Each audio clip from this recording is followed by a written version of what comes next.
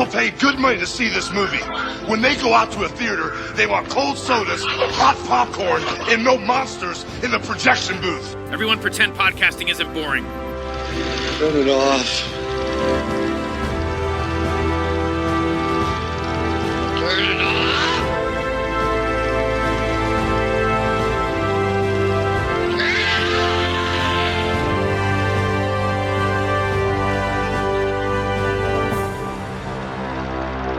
Hey folks, welcome to the Projection Booth. I'm your host, Mike White. On this special episode, I'm talking with Andrew Birkin.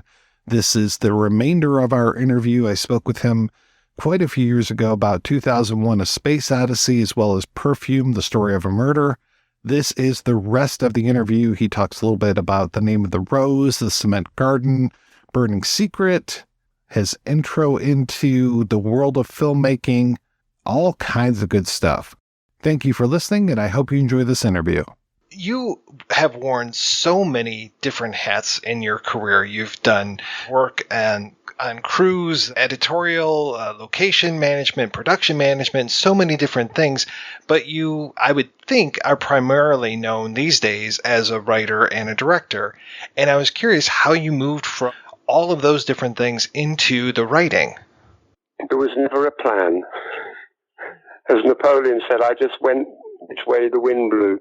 I only got into movies in the first place because when I was 13 or 14, I was at boarding school and I saw a film with a girl called Hayley Mills, and I fell madly in love with her and thought the only way I could ever hope to have an equal footing with her or meet her is if I become a director. I didn't want to act, so I set to with gusto there and then and wrote a script, and by pure coincidence, a friend of a friend, my mother who knew Hayley's mother, and so a meeting was arranged when I think I was about 14 by then, and she was doing something called The Parent Trap. And by then I was actually making this film on 8mm with my sister instead of Hayley, because of course, naively, I thought that she could be in it, not quite realizing that she was under contract to one W. Disney at that point. And so, we met for this lunch and then started writing to each other, and it sort of kept up for about 5 years. I mean, she was my first great love and my first girlfriend until I was about 21, and still remains one of my oldest and closest friends. But that was the reason why I went in. It was nothing to do with a great passion for movie making or anything. It simply came out of being in love with someone and feeling that I needed to be in the same profession. Prior to that, I kind of quite liked the idea of being a war correspondent or a war journalist. I hadn't thought of movies, really. Although my mother was an actress, primarily a stage actress, but she'd made movies before I was born.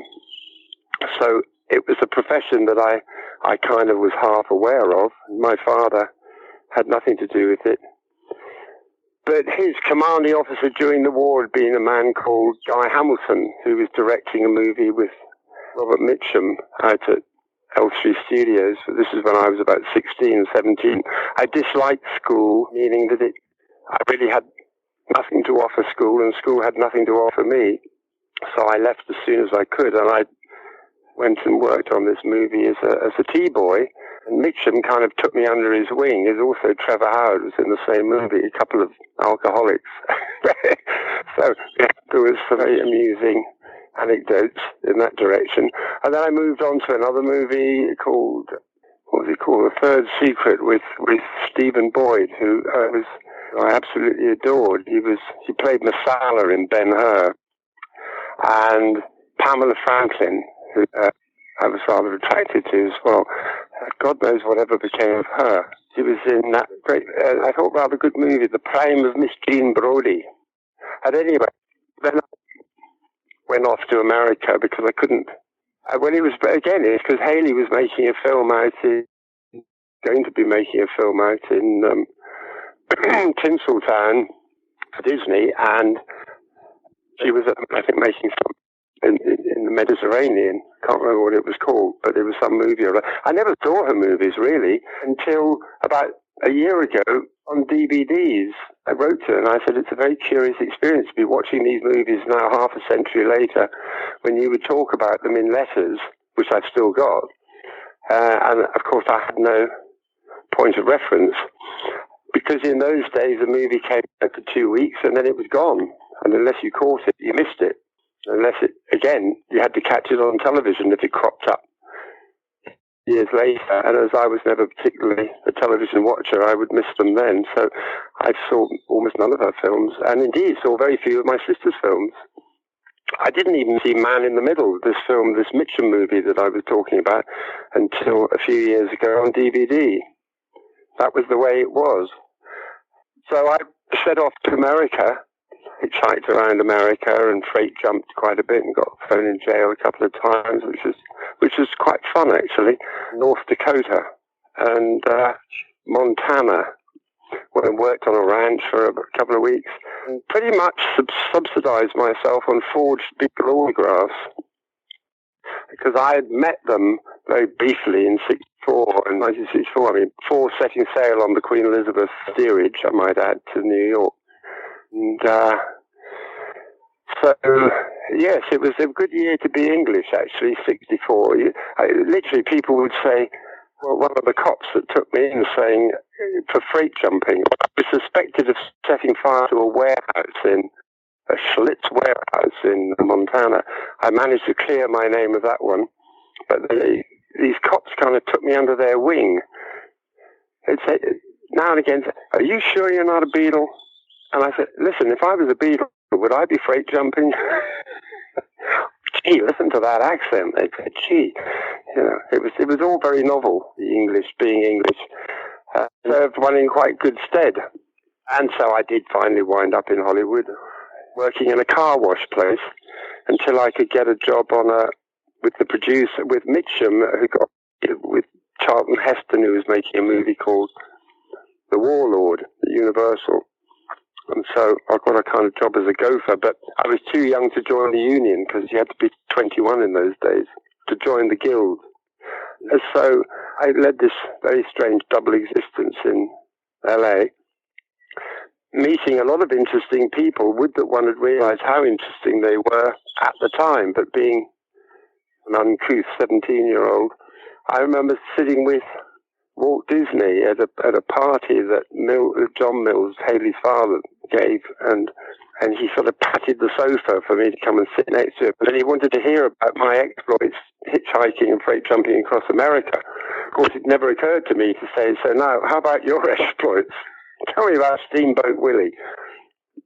And he seemed genuinely rather interested. And then I think about a few weeks later, I had lunch. I was asked to lunch with Haley and I think Roddy McDowell and a few others who were in this, and Disney. And he took me to one side when it was after the lunch was over and said that, Haley tells me that you take her off down to Watts. Is that correct? I said, yeah. Come South Compton and Watts and all the no-go areas. And he said, gee, yeah, that must be quite an experience. He said, but would you do me a favor? Would you mind waiting until we finish the movie? Because we're not insured. And if anything, God forbid, should happen to Haley, we'd be up shit creek. He actually said that. He didn't say shit creek, but he said that. But it was something very infectious about him. He took us all down to, he took Haley. I mean, I was just tagging along, as it were, down to Disneyland once.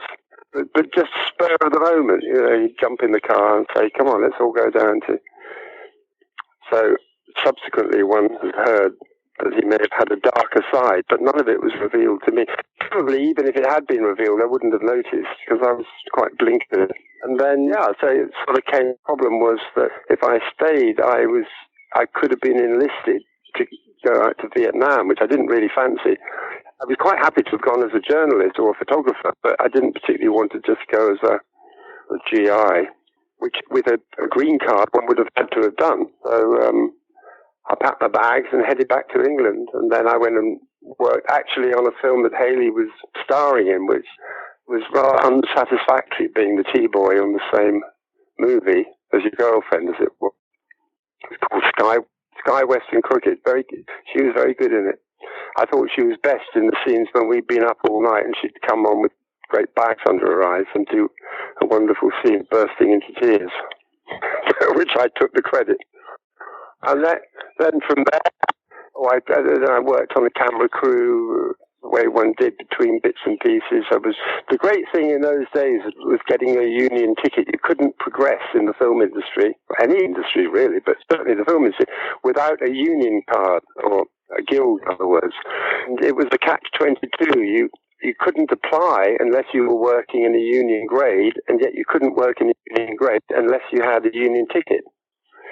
So it was the argument in favor of this closed shop system was to sort out, not exactly the sheep from the goats, but to sort out those who were prepared to stick the course as opposed to those who just came in because daddy was film director and, it was a fun way of spending the summer holidays. That was the argument behind it. But I'd spent, nearly 3 years by now, 63, the man in the middle, 63, 64, so I was now into 65. And then I went and worked for the Beatles on their Magical Mystery Tour thing, which, as an assistant director, the four of them, which was kind of bizarre. I remember one night the crew, the generator broke down, and we had like 200 mecha ballroom dancers for the end sequence in this little film that they were making. They were getting a bit itchy about having to hang around for a new generator to be sent down from London. So I said to the Beatles, to Paul, why don't you just do the signatures and hand them out? I'm sure they'd be over the moon and would putty in your hand. And he said, I can't, sit down and do 200 autographs? I said, no, you just do a couple of sets and I'll do them for you, because I said, that's how I made my way across America. George said, where's our cut? Very funny. So I did that, and then I moved on then I went off to Spain as a location manager on a Michael Caine movie, which was great fun.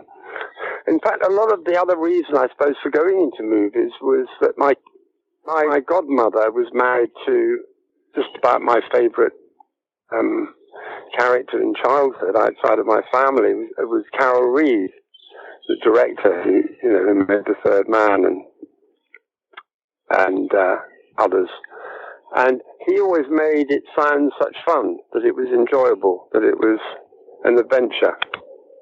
Never pretended it was an art medium. He said it's just trying to tell a story. I used to go and talk to him not long before he died, and taped him talking, especially about directing children.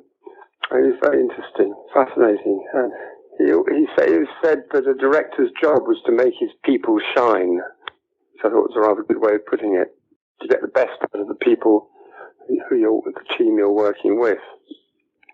At any rate, this film in Spain, the Michael Caine movie, and Sean Connery was down the road doing. It was amazing in those days. There were like 5 movies all being made within 30 square miles of one another. And in many cases, shared locations, which you hired from the Spanish government, which is still under Franco at that point, under the Generalissimo. We were trying to shoot this Second World War movie set in North Africa. Extraordinary director called Andre de Toth, who Ted Scaife, the cameraman, used to call Scrubnut, because he had a shaved head. The original director had been fired. Harry Saltzman was the producer who fired him. René Clément is Paris Burning. He was a much better director. There we are. And so there was on one occasion where we were shooting the tanks coming across the horizon, and suddenly a stagecoach comes veering into shot with Brigitte Bardot and Sean Connery on board. What the fuck's going on? Whoa, we've got this location. We pay for it. Oh, no, we've got it for another day. Another time with these sand dunes, which they were the only sand dunes really to speak of in Europe, that David Lean had used a few years earlier on Lawrence for the train crash sequence. So they became known as the Lawrence Sand Dunes, and the Spanish government made a fortune out of them. Long since built over, I would imagine, near Almeria. There was a French director called Robert Hussein, who was directing yet another cowboy movie down there, and he built an entire town. And they were composite sets too, meaning that if you walked inside the hotel, the rooms and the staircase and the bar were all there. But he overran, and as I was the location manager, I went to find him in his hotel with a temperature of 102 with the flu. And I said, but, we're meant to be in there Monday morning. This is now Saturday evening. He said, I can't do it. Do what you like with it. I finished shooting. I said, yes, but you're meant to be taking them down.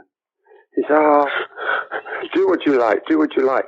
And he had a typewriter in his room, so I got a bit of paper and stuck it in the typewriter and wrote out, I, Robert Hussain, give Andrew Birkin unconditional permission to destroy his film set in whatsoever manner he sees fit, signed. And then I got it. In those days, the sets, they were all made of wood. Scaffolding was made of wood as well. So I got my girlfriend, who's out working on the Bardo movie. She and I hopped in my little car. We drove out. We picked up about 5 gallons of jerry cans of petrol, drove out to his set, and poured the petrol down the grand staircase inside the hotel, out through the bar into the kind of high noon high street, and then just put a match to it. It was amazing. I took a couple of Polaroids. Wonderful, wonderful. And then we had sex around the back of the sand dunes watching it. That's when I discovered the true joys of pyromania. Anyway, and they went after him, because the next morning I had to go out there to make sure that everything had gone, and indeed everything had gone. There were just a couple of stumps sticking out, because the wind had taken care of the ashes, and it was just what we wanted. It was just clean sand dunes. And as I was out there, I had an interpreter with me, and a little Land Rover came bumbling across the sand dunes, and this tiny little Spaniard leapt out, absolutely scarlet in the face with rage, all through the interpreter, who has destroyed my set. And I pulled out the piece of paper, and of course it turned out that the Hussain movie, first of all, hadn't paid, and secondly, even if they had paid, part of the deal was this guy was going to get the timber back. But I'm like, unfortunately, my interpreter, his father had, I think he'd been, fought for Franco or something. Anyway, he had a gun. I mean, a little, pistol. When this guy was literally trying to throw his hands around my throat, and this guy pulled out his, Antonio, he was called, he just pulled out his gun, back. Go and talk to Hussain, and they confiscated half the negative of his movie. Because I met him again years later in Paris, and he was very funny about it. He said, you were the man who destroyed my movie. And after that, then I came back from that, and then I went back to work for Kubrick again for another year on Napoleon, and went off to France and I spent a lot of time with my sister Jane, who was at that point an actress making a film with this guy, Serge Gainsbourg, and they became a great sort of couple in France with this song, Je t'aime mon bleu, which was banned by the BBC, which naturally promoted it to number 1 within a matter of days. And there were a lot of anecdotes to do with Napoleon, and then I moved on from there. I kind of, after, I was in Venice, and I got the whistle to come home, which I was going to do anyway for Christmas, but like a week earlier. So I came back, and I came back via Waterloo and stayed in a little tavern near the battlefield. And I mentioned that something about, I was looking for locations for a movie about Napoleon, and they said, this guy who owned the tavern said, ooh, would I like to buy Napoleon's death mask? A copy, obviously, but a bronze death mask of the one that was taken on St. Helena. So I bought it. Got back to England, got back to MGM, got back to Building 53, got back to the conference room there, Stanley, as always, sitting there in his blue jacket, plucking at his beard. And I said, I brought you a Christmas present. Opened it, and he looked inside at the death mask of Napoleon. And I'd very rarely ever seen someone turn pale, but he paled. And had I heard the news? What news? MGM had pulled the plugs. So that was kind of the end of that. So, of course, at that point, he felt that it would be restarted a few months later. MGM was no longer prepared to pay all the salaries. So by that, but initially I was about the only person, but then, there were various wardrobe people coming on and designers and Andrew Mollo, etc., etc. So I just decided that I now wanted to go, and because of 2001, I really had now rather fallen in love with film. I used to go down to the National Film Theatre a lot and see, well, I guess sort of educate. There was no film school in those days. You just had to catch these films like Potemkin and the movies, movie making, as and when you could. Decided that I really wanted to go and work in the cutting room to learn about editing. Having read my Eisenstein, that it's all down to the montage and editing, and of course it is in ways juxtaposition, one might say. So I worked on a truly atrocious movie, but one learned a lot from it simply because it was so bad, some ghastly musical for Harry Saltzman again. Yeah, and then I ended up with this guy, David Putnam, worked on a film called Melody that Alan Parker had written, and Alan was off doing something else, and they needed a speedy rewrite on the ending, so I rewrote it and did some second unit directing on it. David asked me if I'd like to write a script, and I was like, yeah, sure. I'd actually written several by then because, all apart from the one when I was at school. When I was in Africa in 2001, I fell in love with a book called Jude the Obscure by Thomas Hardy. One of the most depressing books, I think, that I'd ever read. But I absolutely loved it. I just sat down and naively, it didn't occur to me that somebody might own the rights, as in the Thomas Hardy estate at that point in time. So I wrote a screenplay, and I got it to Julie Christie, and she said, yeah, she'd love to play whatever the girl's name is, Sue. And I got it to Michael Crawford to play Jude, and I thought, I'll direct this myself and get the money. And I can't remember I think really the only lasting of that first effort of mine was the fact that when I was working for the Beatles on this Magical Mystery Tour, I had the idea of Jane Asher playing one of the other girls in the story. So I asked Paul, who was then going out with her, could he slip her the copy instead of going through an agent? And he said, oh, sure. And he looked at me and said, Jude the Obscure, what's that? And I said, oh, well, it's the name of the book. And he said, but what does it mean? And I said, Jude, well, that's the name of the character, Jude Fawley. And he said, oh, it's a name. And I said, yeah. And he was writing a song at that point called Hey Jules, which was for John's son, Julian Lennon. And, but he Jules, it was too near the bone, so he switched it to Jude. So Hey Jude which is certainly not my idea, by the way. That's what I would call serendipity. But it was the only evidence my first attempt at screenwriting. The second one was an even sadder case in the sense that I wrote when I was working on Napoleon. I started writing a script about halfway through it, and I gave it to Kubrick, and just to get his opinion. And he was very kind, and he read, and he said it's it's very good. It rings a bell. It was called McTeague. I'd found this novel, which I thought was one of the funniest books I'd ever read, tragic funny, by a guy called Frank Norris, or McTeague, and had been published in America, set in San Francisco, had been published in America in about turn of the century, 19th century. And he said that this is there's something familiar about this. I don't know what it is. Are you sure it hasn't been made before? And I said, no, it's never been made. Okay.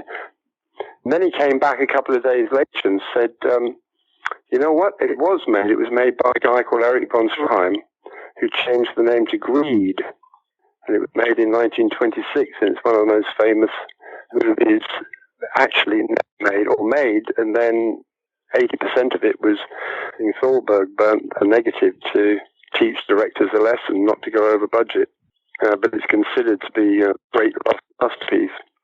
Nevertheless, undeterred, I went on and I finished the script. I was down at the NFT seeing a movie, and it was in the back of my car. I was going to hand it in to get it typed up properly the next day, and my car got broken into and it was stolen. So the third one was now Putnam saying, would I do this Pied Piper thing, because he put Bob Dylan, which sounded interesting. Sure. The upshot was that Dylan, for whatever reason, couldn't do it, and they got a director called Jacques Demy to direct it. I thought it was truly awful, the movie. In fact, even worse when I looked at 5 minutes of it a few years ago. But it was quite fun doing it, and I was out in Rottenburg, Aube de Tauber, where they shot it. Donald Pleasance, who was very good in it, and John and others. So that was my first screenplay in terms of getting paid. I wrote it, as I said, very quickly, in about 4 weeks, and it was more or less original because the Pied Piper story is very thin. Originally, we went to Czechoslovakia to try and get a guy called Jiří Menzel to direct it, who made a wonderful film called Closely Observed Trains. And this was just after the Russians had gone back in there, so what do we know, 1970, 69, 70.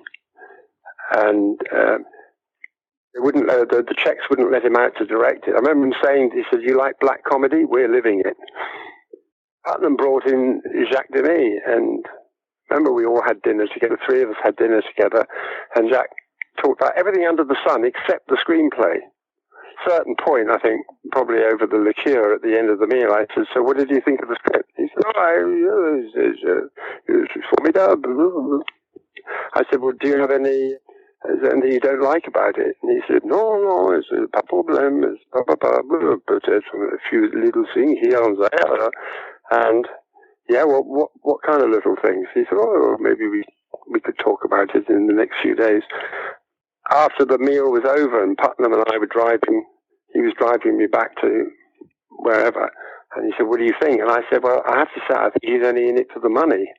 I got no feeling from him that he was particularly interested in the subject or anything about it, frankly. Putnam said, "Oh, you're wrong. Don't be so gloomy and pessimistic." So I did get together with him, and after about a day, I just said to Putnam, "Listen, you should get another writer because I don't know what this guy wants. He just seems to want to change it into something that Disney might have made." I've been very influenced by the Seventh Seal and Ingmar Bergman, who I adored as a director, And so it was a rather dark piece that I'd written, always having had a fondness for rather dark subjects, or subjects at least that have a dark edge to them, and unrequited love too, and things like that.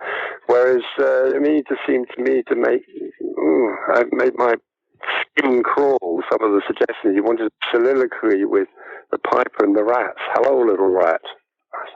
But you can't have that. You'd be laughed out of the cinema.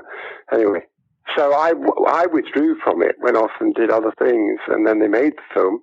I went out there when they were shooting, because Putnam said, "You've got to come out and look at the sets." So they built some huge sets. And I particularly wanted to see a sequence where I'd written in for the virginal bride being married off to the baddie. When they cut the wedding cake, that's when the rats come bursting out, which I thought was rather good. And so I went out for that. But on the plane out there, I equipped myself with a copy of Playboy magazine, not a magazine on the whole that I tended to take, but the prospect of 2 weeks in Germany on my own, why not? And there was an interview in there with a man called Albert Speer, who I'd never heard of.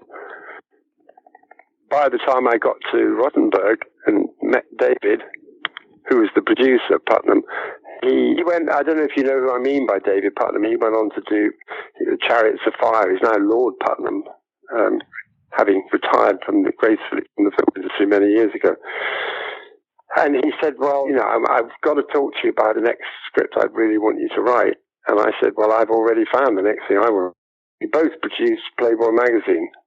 That led to a long saga with Albert Speer, which is not over because a director called Errol Morris now wants to make a film about me primarily, trying to make a film out of Inside the Third Reich, because I recorded Speer, so I got about 40 hours of audio tape in English with him, and that was quite an adventure in itself. But at the time, we couldn't make it principally because Paramount, a guy called Robert Evans, who was very keen on it at Paramount, this is when a chap called Charlie Bluedorn was running it, and Frankie Ablans and Robert Evans. And Blue Dawn insisted that the Holocaust be addressed. He didn't care how it was addressed, but it had to be addressed. Whereas in Speer's book, he doesn't address it simply because he claimed that he didn't know specifically about it. Something that to this day has been argued back and forth with no real proof on either side. It just seems extraordinary that a man in that position could not have known about it, and yet when you hear his version, you think, well, I suppose maybe it is possible in a totalitarian state where people only know what they have to know.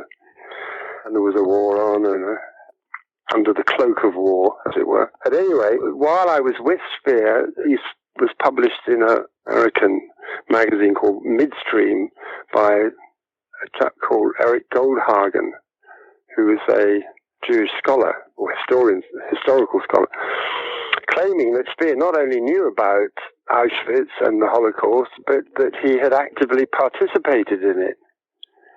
And Speer gave me this article to read at the end of a day. Being German, he was rather precise, everything. So at about 5 o'clock in the evening, he'd open a fine bottle of Hock or Moselle and listen to some classical music to sort of unwind. And on this particular occasion, which happened to be my birthday, he put on Death and Transfiguration by Richard Strauss and looked particularly gloomy.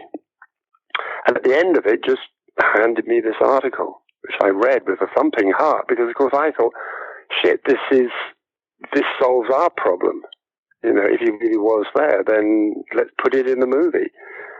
But from his perspective, he said, well, if it's true, if it's true that I was at a specific meeting at Posen in 1943 when Himmler had addressed the Gauleiters and gone into the specifics of the final solution, and it was claimed in this article that Speer had been in the audience, that Himmler had actually addressed him during the course of the speech.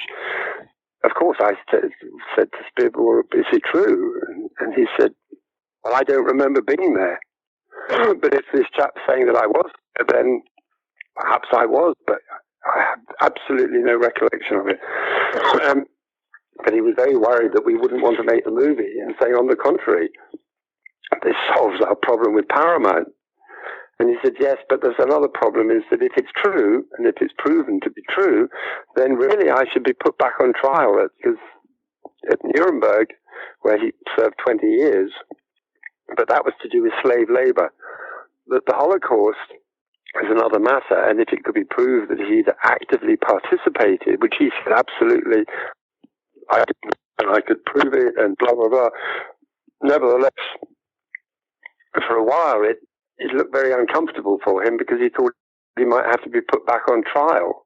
So put it into the script that night. I went back to the hotel in Heidelberg and stayed up all night pretty much writing him into it. And then I wrote another scene where he goes to see Hitler, saying it's a terrible waste of potential slave labor. I could be using them in my factories instead of getting them.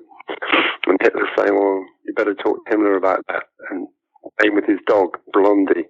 And I showed it to Speer the next day, and it's interesting, you see, he said, well, if I had known about it, I wouldn't have gone to Hitler. Why not? Well, because Himmler's SS was a state within the state, and if I were to have used concentration camp labor, Himmler would have used that as an excuse to put his people into my factories, which is why I preferred to use slave labor, given the fact that Hitler wouldn't allow women to be used, and German women to be used in the factory. Had Hitler allowed German women, they never would have had to have used slave labor in the first place. But he thought that women would become sullied if working side by side with men. So, and Saukel, who was the man that actually organized the slave labor, he got the noose at Nuremberg. Whereas Speer, who rather ingratiated himself with the tribunal, whether by design or because that was his natural personality, again, is rather hard to say. I liked him very much. To this day, I don't know really what he knew. I find it very hard to believe that he could have been entirely ignorant of it. On the other hand, I think it's quite possible he didn't know about the specific, whether they were being gassed or shot or used as cannon fodder, whatever. But that's, I think, to some extent, splitting hairs. Anyway, as far as the movie was concerned, all went well. I mean, I wrote the script, and Paramount were very up on it and felt that this scene with Hitler solved the problem. We was casting, Don Pleasance was going to play Hitler. Spear was very positive about the script. The first draft, he said, I think you've made Hitler a little too charming. So in the second draft, I spent many, many hours with him. And then, suddenly, a year later, as it were, got a phone call actually from Putnam saying, could you hop a flight to Berlin, see Ziedler, who's Speer's publisher, and Speer? What's it all about? I don't know. You better get out there. So I went, and Ziedler, who was quite a powerful publisher, who had published this enormous bestseller inside the Third Reich and was about to publish the Spandau Diaries as a follow-up, said, I think it's outrageous, unglaublich, as they say in German, that you've written this scene into it, because it's been proven that he wasn't at the Posen address. He couldn't have been there. That's why he couldn't remember. As he said, I can't remember being there, because he wasn't. He was at Rastenburg, which was 800 miles away, Hitler's eastern headquarters. And Speer saying, of course, you can keep it in. I've always said it's your script. You can do what you like. But I said, no. I mean, if it's proven that you weren't there, then I can't. I mean, I know this isn't a documentary, but at the same time, it is what we now call drama documentary, and it's a central key point. And no, I don't think we can have it in. So that was the end of that, really, with the Third Reich. So then I moved on to really the polar opposite, I would think, of Hitler, which was Peter Pan, where I was asked to adapt an American team, Gary, who had done the Muppets, Gary Smith and Dwight Hemming.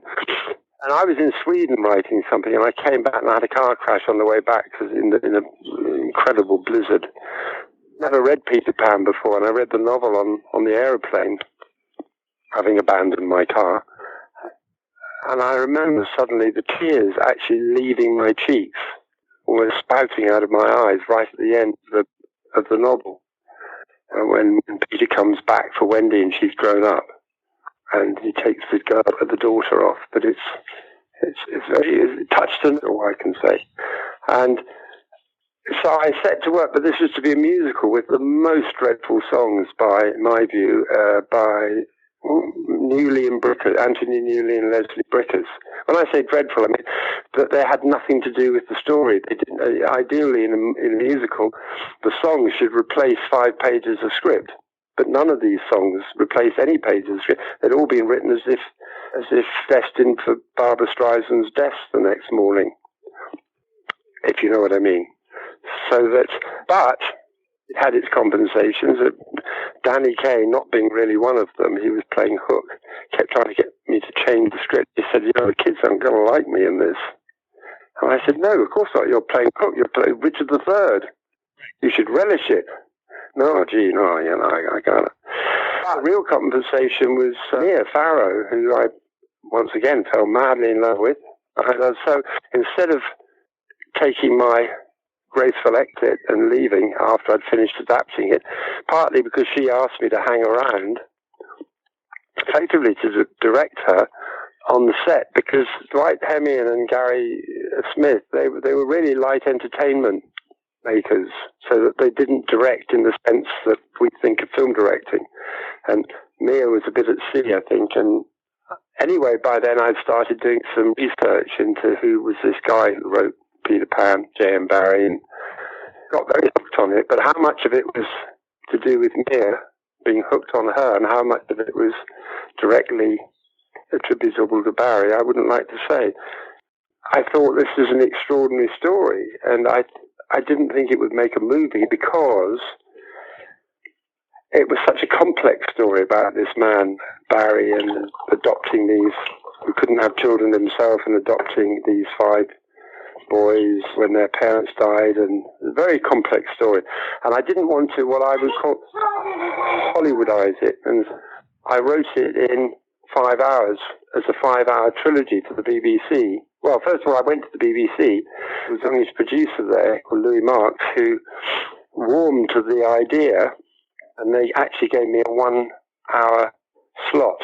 Could I write something? Having met this chap, Nico, who was the last of the 5, the other 4 all being dead, and he had a whole kind of basement full of, his cellar was stuffed with photographs and letters, this, that, and the other. Oh my God, this is wonderful. And I went back to the BBC and I said, listen, I need a lot more time and a lot more, well, I need more time in the sense of time to write it and research it, but also more time in which to tell it. They said, like what? And I said, well, how about 5 hours? And they swallowed hard, but to give them great credit, I showed them the material. I was in the managing, whatever he's called, the Director General's office, on my hands and knees on the floor, producing all these letters and photographs, like in Aladdin's cave. And he gave me the thumbs up to go off and do it, so I did. We filmed it, and there was very much a BBC director, but who I didn't think was any good. He was a very nice man, which always makes it much harder. He was a staff director. And normally writers were not meant to hang around once they've written it. They go back to being a school teacher or whatever they do, their day job, as it were. Having spent 2 years now writing this thing, or a year or whatever it was, I wasn't about to see it go down the toilet.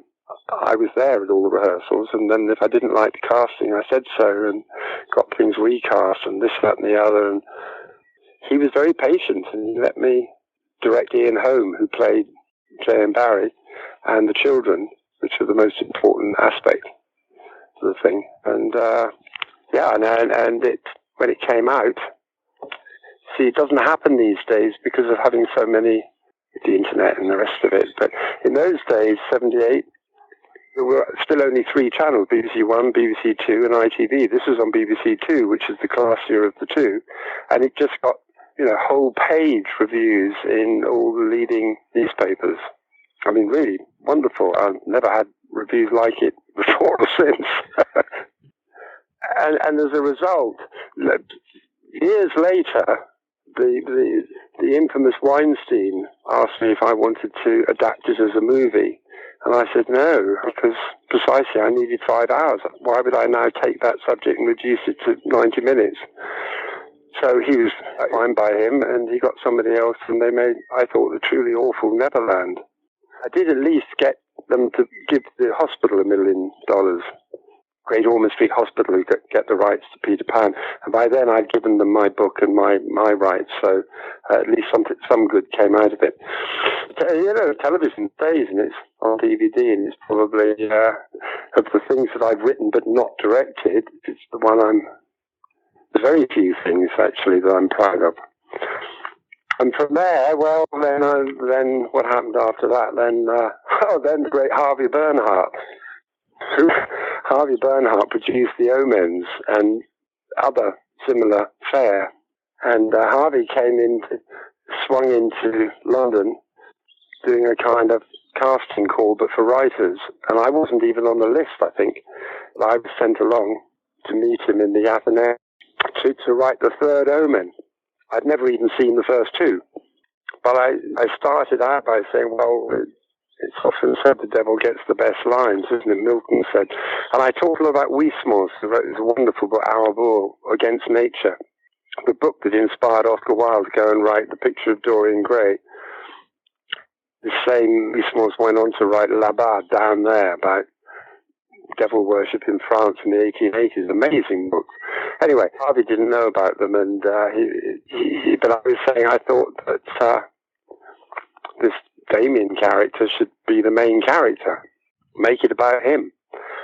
And he said, but I mean, gee, I don't know, can you do that? And I said, well, sure, Shakespeare did it with Richard III. You can do it. Why not? So he went back to Fox, and 20th Century Fox, and I had to write an outline, and he wanted to have a very active hand in it. I saw the other 2 movies, and I went out to wherever it was, Pico Boulevard, and spent about 3 or 4 weeks out there doing this outline. And presented it to Fox, who at that time, my old friend Sandy Lieberson was very briefly running Fox. He'd been one of the producers on Inside the Third Reich with David Putnam. Very bizarre. And Lucy Fisher and Paula Weinstein and all those. So all of whom I liked a lot and got on with, I think, very well. Presented this thing, the pitch, but quite a long, 20-minute pitch, half-hour pitch. It all got the thumbs up, and they were almost ready to shoot. I mean, we were only talking a few months away. Did we know any directors? Harvey said to me, he said, would you be interested in directing? I said, no. I'm not the right person for it. We got someone called Graham Baker, who made a very good short film. And suddenly there was a crisis meeting called at Fox, where they suddenly said, wait a minute, you can't, the devil, the Antichrist, the main character. And we're like, well, that was the whole point. No. Oh, gee, no, we can't do that. You've got to resurrect these monks. I mean, they were sort of in there anyway, but, you've got to do this. You pull in this. They've got, what was his name from South Pacific, Rossano Brazzi, to play whoever he is, the monk. And it just got silly, I thought. But I stuck with it. I mean, because I was very fond of Harvey, who was polar opposite to me in terms of politics. We used to have, not exactly a card-carrying communist, but I'm certainly quite left-wing, and I would say socialist in club, whereas Harvey was a die-hard Nixonite. But perhaps for that reason we got on very well. I'd probably get on well with Trump. And no, I was going to say, and then Harvey said one day, David Putnam's son, Sasha, was about 12 at that point, was at school, boarding school, and he wrote me a letter saying, had I read this short story, Sredni Vashta, which I hadn't, but read it, and I thought, it was rather good. And driving out to the studio one day, Harvey, who got me to be the associate producer on the thing as well as the writer, really just so I'd stick around and do any rewrites on the spot. And he was trying to get me to write 3 other scripts for him. And he said, why didn't you have you ever thought about directing a short film? And I said, no. And he said, well, would you like to? And I said, sure, yeah. He said, do you have any ideas? I said, well, yeah, I read a thing the other day, Sredni Vashta, rather good, little 3-minute short story, but he said, it's going to be half an hour. And I said, oh, that's easy enough. The next thing I knew, yes, he'd found me the money. Fox came up with the money themselves, because they needed us. In those days, you had got extra ED money, I think, if you were government kickback money. So I wrote the script in literally 24 hours, and we shot it in a week. And I cut it myself. I had an editor, but my heart sank when I saw the first cut of the first day's shoot. And I politely kind of, said, please don't cut any more until we finished, because he'd used everything I shot. And of course I didn't want that. And so when it was finished, we cut it in 3 days, and then I cut it, even did the sound effects. It was shuffling 1/4-inch tape around to get noise of leads.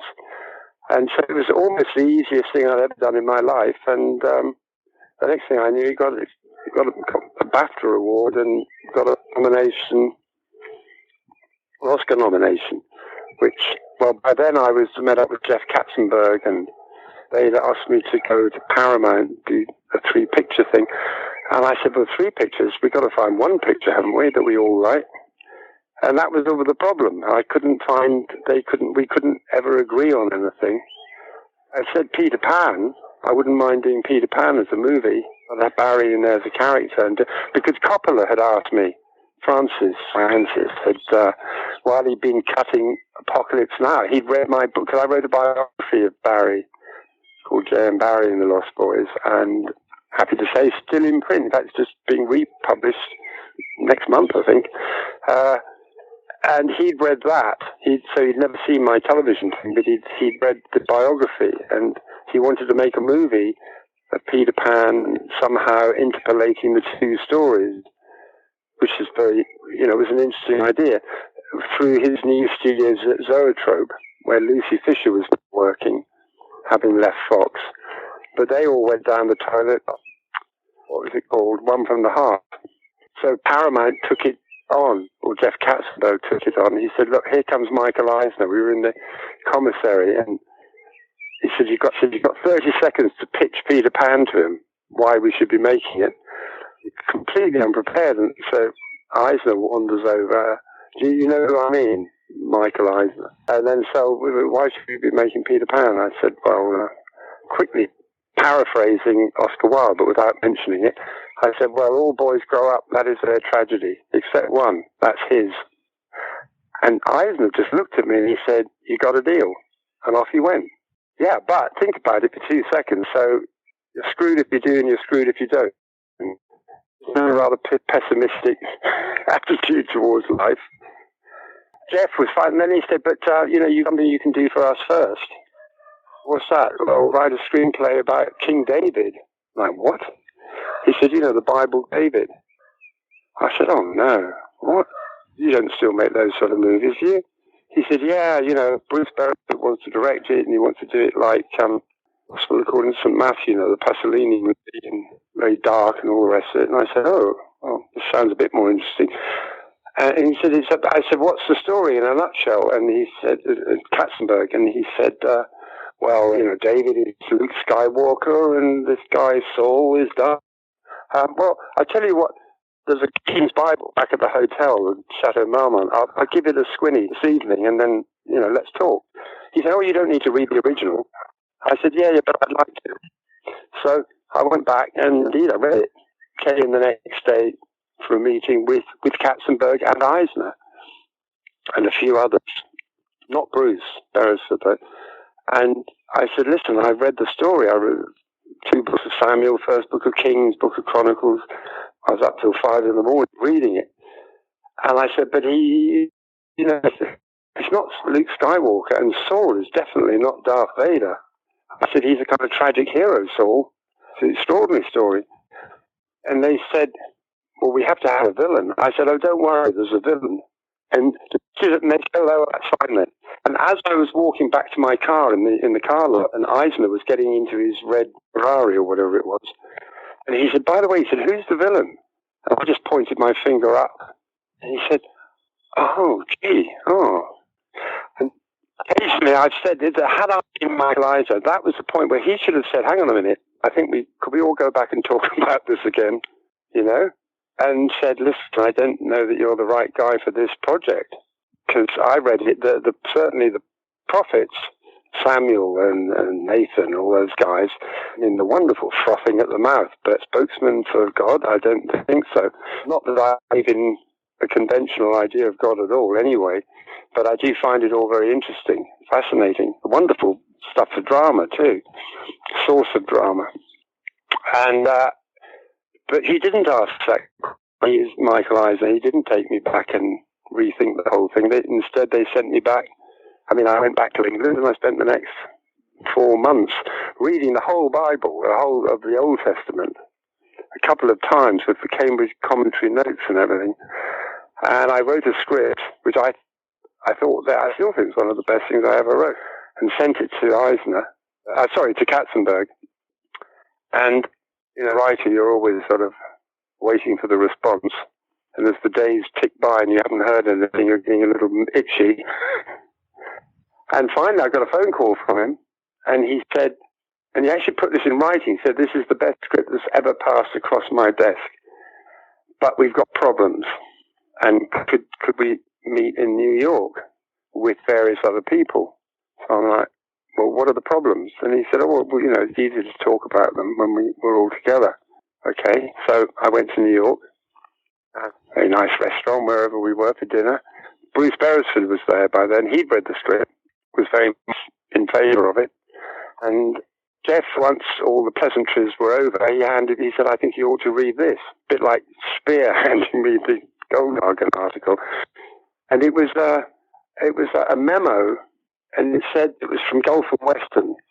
And it said that I've read the screenplay of Andrew Birkin's screenplay. I consider it to be the most anti-Semitic thing I've ever read in my life. It is quite clear that Andrew Birkin's sole intention is to denigrate the Jewish faith, and I think it is a tragedy if Paramount involves itself in such nefarious work and to bring it to a halt. That's pretty much quote-unquote, because I read this thing. I put it down and everyone's looking at me, and Jeff said, what do you think? And I said, well, you know, whoever wrote this has never read the Bible, because there's nothing in the screenplay that isn't substantiated by the Bible. In fact, I think that I've let David off rather lightly in the Bible. Prophet was in to go out and exterminate the Philistines, and in his enthusiasm, he comes back with 75 sackloads of Philistine foreskins and then proceeds to count them all out. I said, would you like that in the movie? You know, I said all this business about utterly exterminate everyone you find living in the promised land. I said that is, quote unquote, the book of Deuteronomy, chapter 10, verse 6, or whatever it was, something like that. And so it went on, and actually I was able to answer virtually point by point into criticism, and all the points that were brought up in this rather long memo. So they all went back to Hollywood, I went back to England, and we thought about it a bit, and then it kind of gradually progressed, and a producer called Marty Elfan came on board, who started saying, do you think we could have what I'd written, rather, the way I designed it was I didn't use any voiceover, any narration, nothing, but what I did do was I used initially Prophet Samuel, and then Nathan, who becomes David's more or less sworn enemy, as he is in the Bible. He's also considered to be the author of the book of Samuel. So I have the book of Samuel viciously as voiceover at the end, so that the audience knows that whatever it was, and so it came to pass, the David blah, blah, blah. And we know that it was the exact opposite. Do you see what I mean? Because there are very often two versions in the Bible. There's the book of Samuel, the two books of Samuel and the two books of Kings cover the same story as the two books of Chronicles, but they're by different authors, and very often have different stories to tell. So anybody who says, you know, the Bible is, every word of the Bible is, you've got to answer questions like, well, how come it says in one David killed Goliath, and in the other it says, in Chronicles it says it's his first cousin. Yeah, that sort of.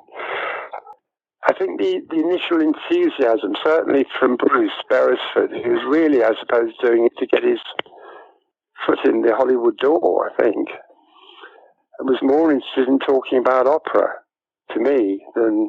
Now, maybe that's being a little unfair, but I didn't. A little bit like that Jacques Demy that I was telling you about years before on Pied Piper. I didn't feel anybody was really in it for the right reason.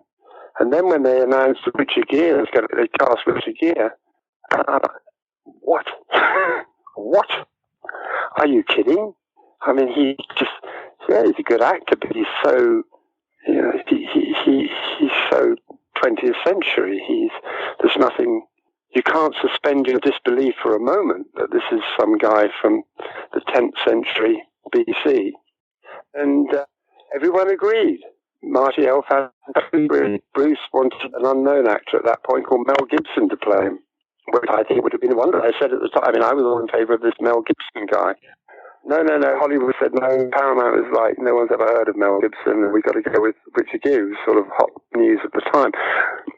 And I remember having lunch with Gere at Pinewood, where it was based, months later. I mean, this is when it was in production, or pre-production, and Gere saying, he said, don't you feel that the voice of God is missing from this? I said, what do you mean? He said, well, don't you think we should hear the voice of God? I said, what do you mean, like coming out of a burning bush? He said, well, yeah, something like, you know. I said, but Richard, the whole point of the script is that David doesn't know whether there is a God or not, because his entire thing is, I want to see the face of God, which was only ever allowed to one person. That was Jacob. And that even Moses wasn't allowed to see God face to face, but that David, because he is chosen as one after God's own heart, feels that he should see God face to face. And I'd open the movie with David as a boy fighting the lion, and that you get the feeling that God is the lion.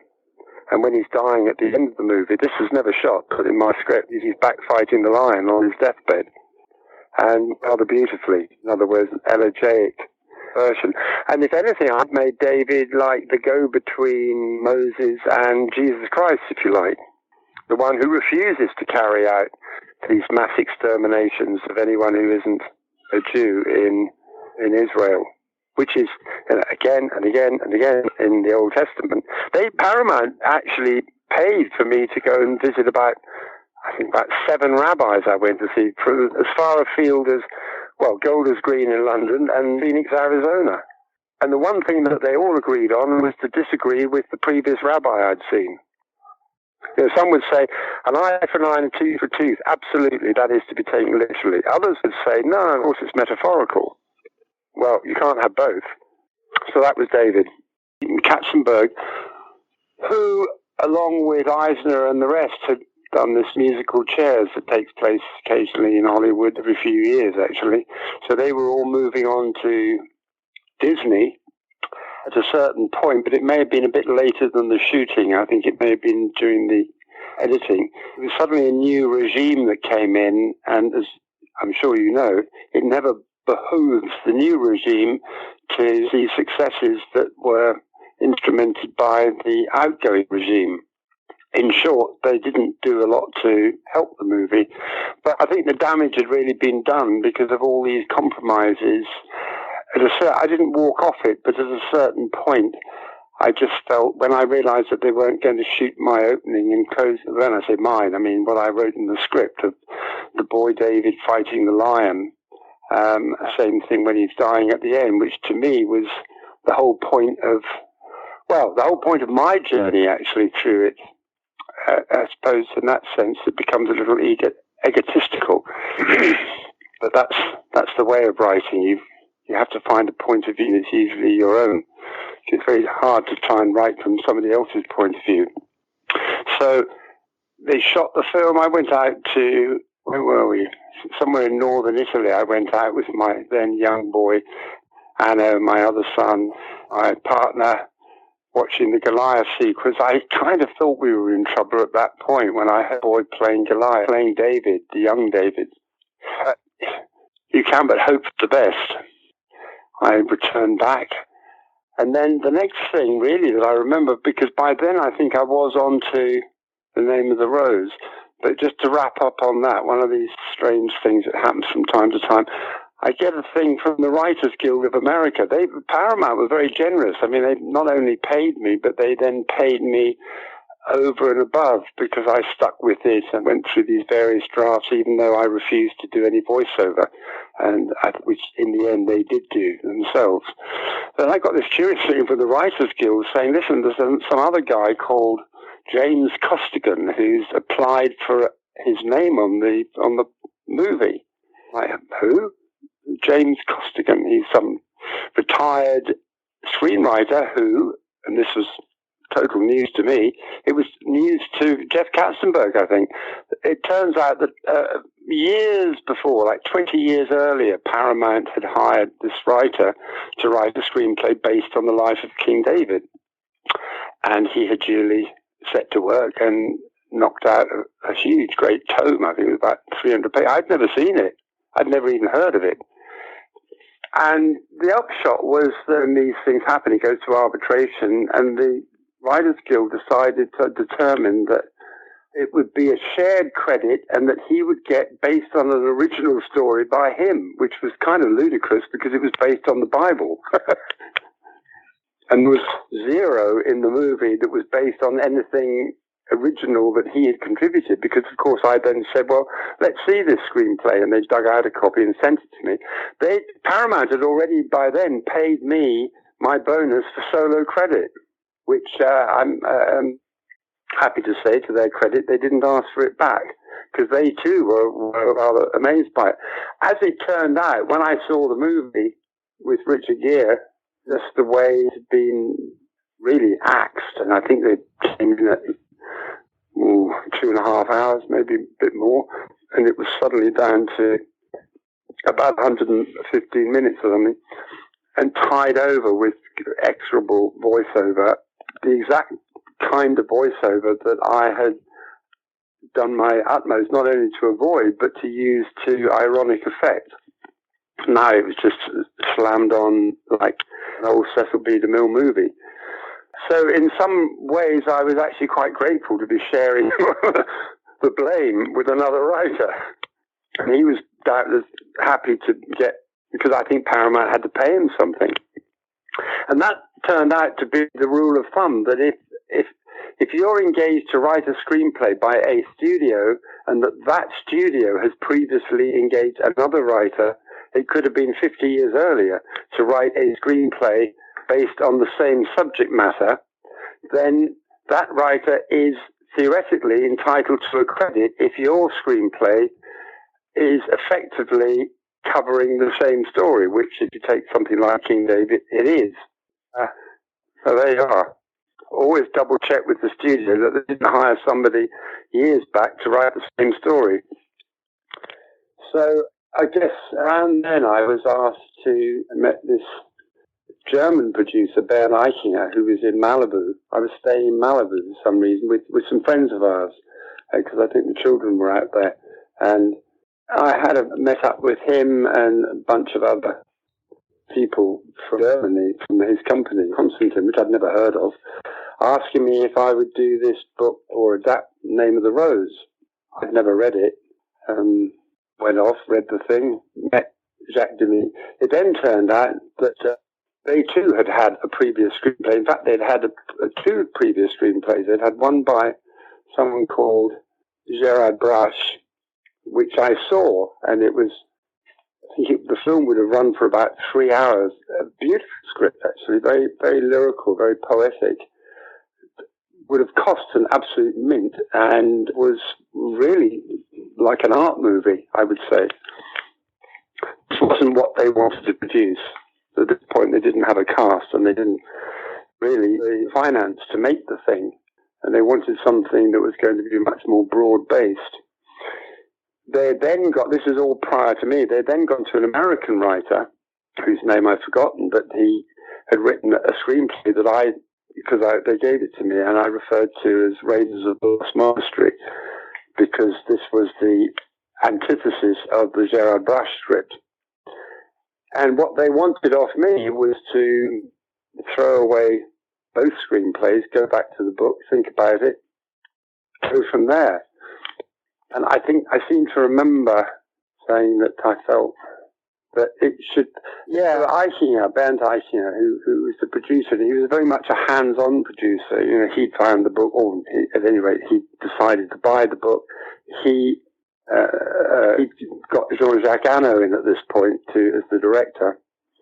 And although I wrote what would have been my first draft, alone in Wales, I then took it to Munich and had to spend 4 or 5 weeks there. I suppose what one might call a second draft, very much with Eichinger's input, and to some extent Jean-Jacques Hano too. I think he was finishing something else at that point, but he kind of came and went to Munich. Very fond of Eichinger, in a way, polar opposite to me, but as we know, opposites attract. And it was a bit the same with Harvey Bernhardt years later on The Final Conflict.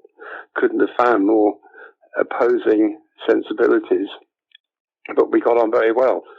And it was the same with Eichinger. He was something of a maverick character. I liked him enormously, even though we had very fierce arguments. One being that I felt very strongly that this is rather based on the book, that there should come a point towards the end of the story, which isn't really in the book, but I thought for a movie that whatever the monk's name was, I can't remember what his name is now, is he called William?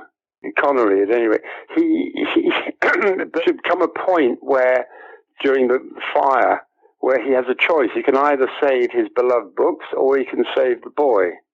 And that would be the nut, and that he saves, well, he saves the boy, but he saves some books as well, in my version. And Eichinger was very troubled by this, and he said, but, people maybe they think he's homosexual. He said, well, why would they think that, necessarily? And what if they do? Who cares? It was more that emotionally I felt that the whole point about William was that he's an academic and he's ahead of his time, and that he doesn't even notice the people around him. He's probably on the autistic spectrum, and he's got this boy with him who kind of wanders through the story in a sort of blur, not quite knowing where he is and what he's doing. What should happen almost subconsciously is that a relationship builds between them, particularly that it's not until he has the choice of whether he saves the books or saves the boy that he realizes how much he cares about the boy. I said, but why should that necessarily be interpreted as being gay or homosexual or whatever? And for that matter, but does it really matter anyway if people think? And Ike was absolutely insisting, no, I can't have that. And went further, which I thought was a pity. The boy who in the book, I remember he was described as being a sort of Botticelli angel. And they went quite the other way and cast a guy called Christian Slater, who was, I think this is his first film, who did not look like a Botticelli angel. I mean, he looked like he'd just come off a baseball field to me. Nothing wrong with him. Nice guy too, but he just didn't, to me, he was absolutely not how I had imagined the boy. But there we are. It was Eichinger who leaned heavy on Jean-Jacques Hano that in order to diffuse any suggestion that God forbid, Sean Connery might be leaning in that direction or have subconscious desires or whatever, particularly as he's a monk, they'd better cast somebody where, you would not wish to spend a dark night with. So, which I thought was a pity, but then, there we are, I would have made a different film, which is probably always the case when you're writing, because you envisage one thing and the director envisages something else, and for better or worse, the director prevails. But it was a fun experience in some ways. It was the first time I wrote something on, actually it wasn't the first, I did King David on a computer, but I'd written it on this dedicated 1010 Olivetti word processor in England. And they rented me one in Munich, and Eiching was very nervous of this thing. He kept saying, have you printed it out? Have you copied it? It wasn't really a computer. It was what was called a dedicated word processor, but it had like a little TV screen in black and white, and you could play very primitive Space Invaders on it.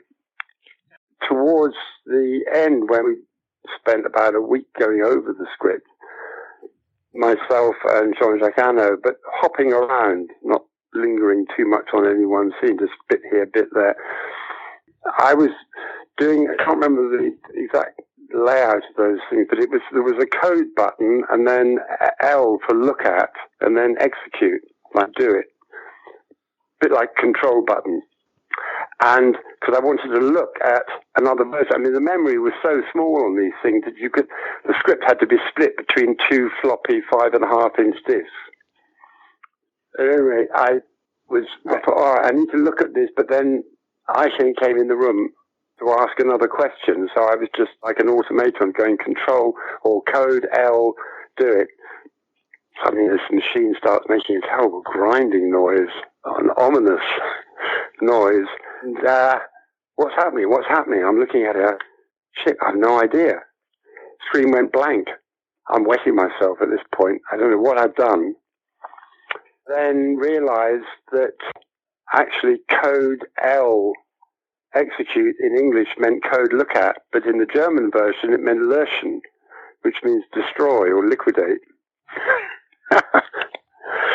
And it went from grim humor into positively black humor when I called up Olivetti, and they were just outside me in a place called Dachau, and said, bring it out to us and we see if we can retrieve.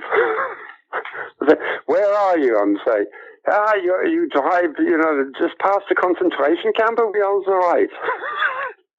And indeed, I drove out there, and as you go past the Dachau concentration camp, which has been kept, turn right, and there was the Olivetti building. Take it into this guy, and he's looking and doing this and doing that, and he just said, I am sorry, you have liquidated the disc. You have exterminated the disc. Very funny. Got back, and there was a bottle of champagne and some caviar with a note from IKEA just saying stay up all night. So I did. And in some ways, I think it was perhaps not such a bad thing, because I then really had to fly through the script and throw in as much as I could remember from these little bits and pieces we've been changing anyway. Anyway, one of those. That was subsequently, whenever I worked with Eichner on anything, he was always saying, print out, print out, print out. He hated computers. Not the first or last time that I was to lose something. The shooting was split between Germany and Rome, and I went out to Rome working on the script and doing some, which I don't really like, but doing some voiceover, because we decided we needed to shorten it a bit. And I've always felt that if you're going to have to shorten something, it's better to shorten it at the script stage rather than in the cutting rooms. A lot less painful and a lot cheaper. And I was suggesting maybe this should be Adzo remembering the story in his old age or something that would give us a kind of framework that we could not exactly cherry pick our way through, but it would allow for some jumps, and scene missing could be covered by a bit of voiceover. At any rate, I was out there, and I was in my usual desolate state, and they wouldn't let me into a restaurant because I was wearing jeans and a grubby old pair of Converse. And that's when Anna Jean-Jacques said, I want you in the movie. You have to be in the movie. And I said, no way. For a kickoff, I'm not going to have a tonsure, which everyone else, including Sean Connery, had. He said, please, but at any rate, by the end of the evening, I had agreed and said, well, all right. So I wound up playing one of the monks. I got out there to Germany for the monastery sequence. The interiors was shot like in December, very cold. As Sean sitting there with a hot water bottle. It's so funny. Because I knew him from Al Maria days, and also because my sister had been married to John Barry, who was a great friend of his. And so when I got out there was a note from Jean-Jacques saying, under no circumstances talk to Sean. I went, why not? Because they were out shooting at that point, and I just arrived.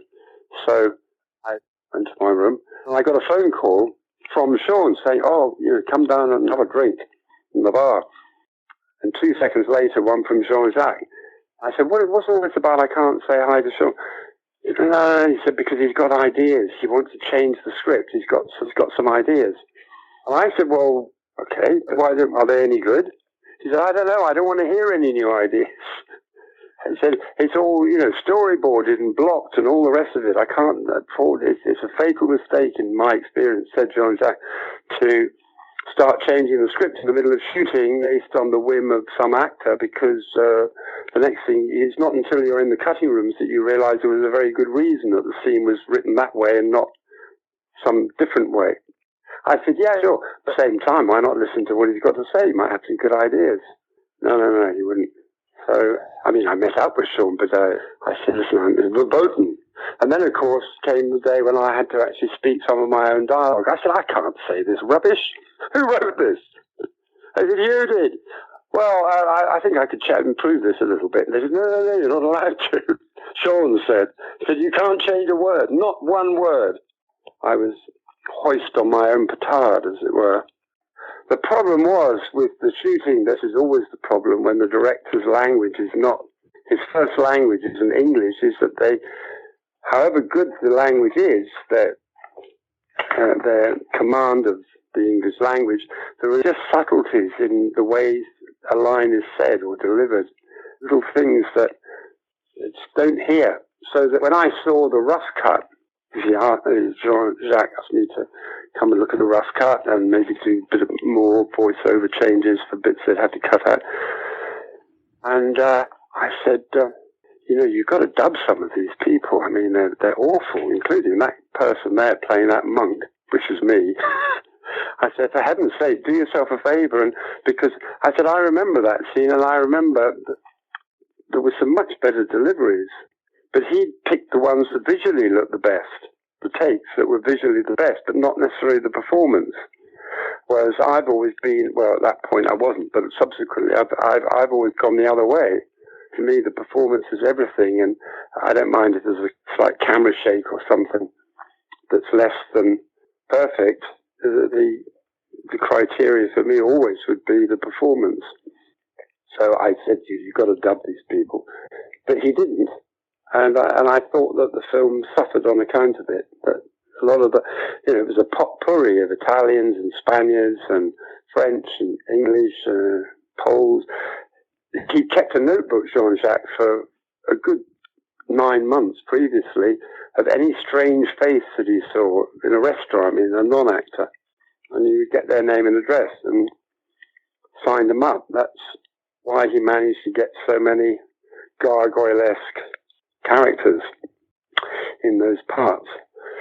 Well, that was the upside, but the downside was keeping their natural voices. So there are some, one of the things that if you've got somebody, let's say, speaking a line with such a strong Italian accent that you know from your own experience that if they spoke English with such a strong accent, they wouldn't be speaking fluent English, so that the scripted line is fluent English, because I wrote it, and yet the actor is saying it with an accent that's so strong you can hardly hear what he's saying.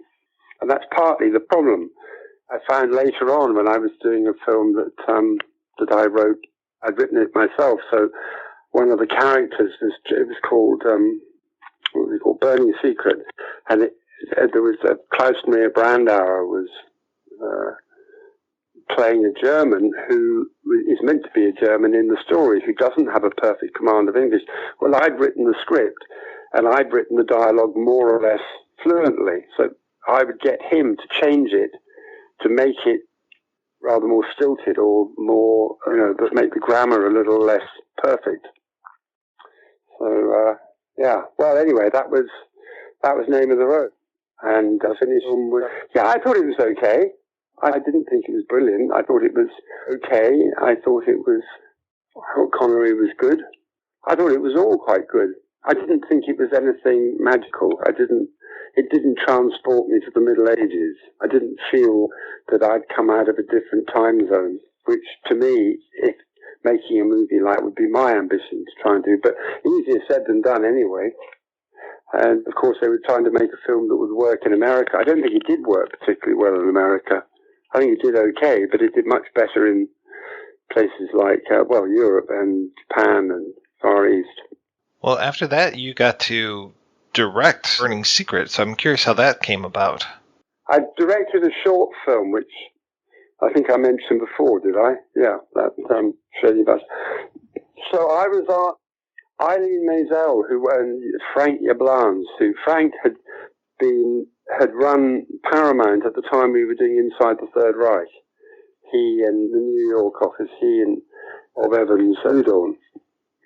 And subsequently, he teamed up with an American producer called Eileen Maisel, and they asked me if I would.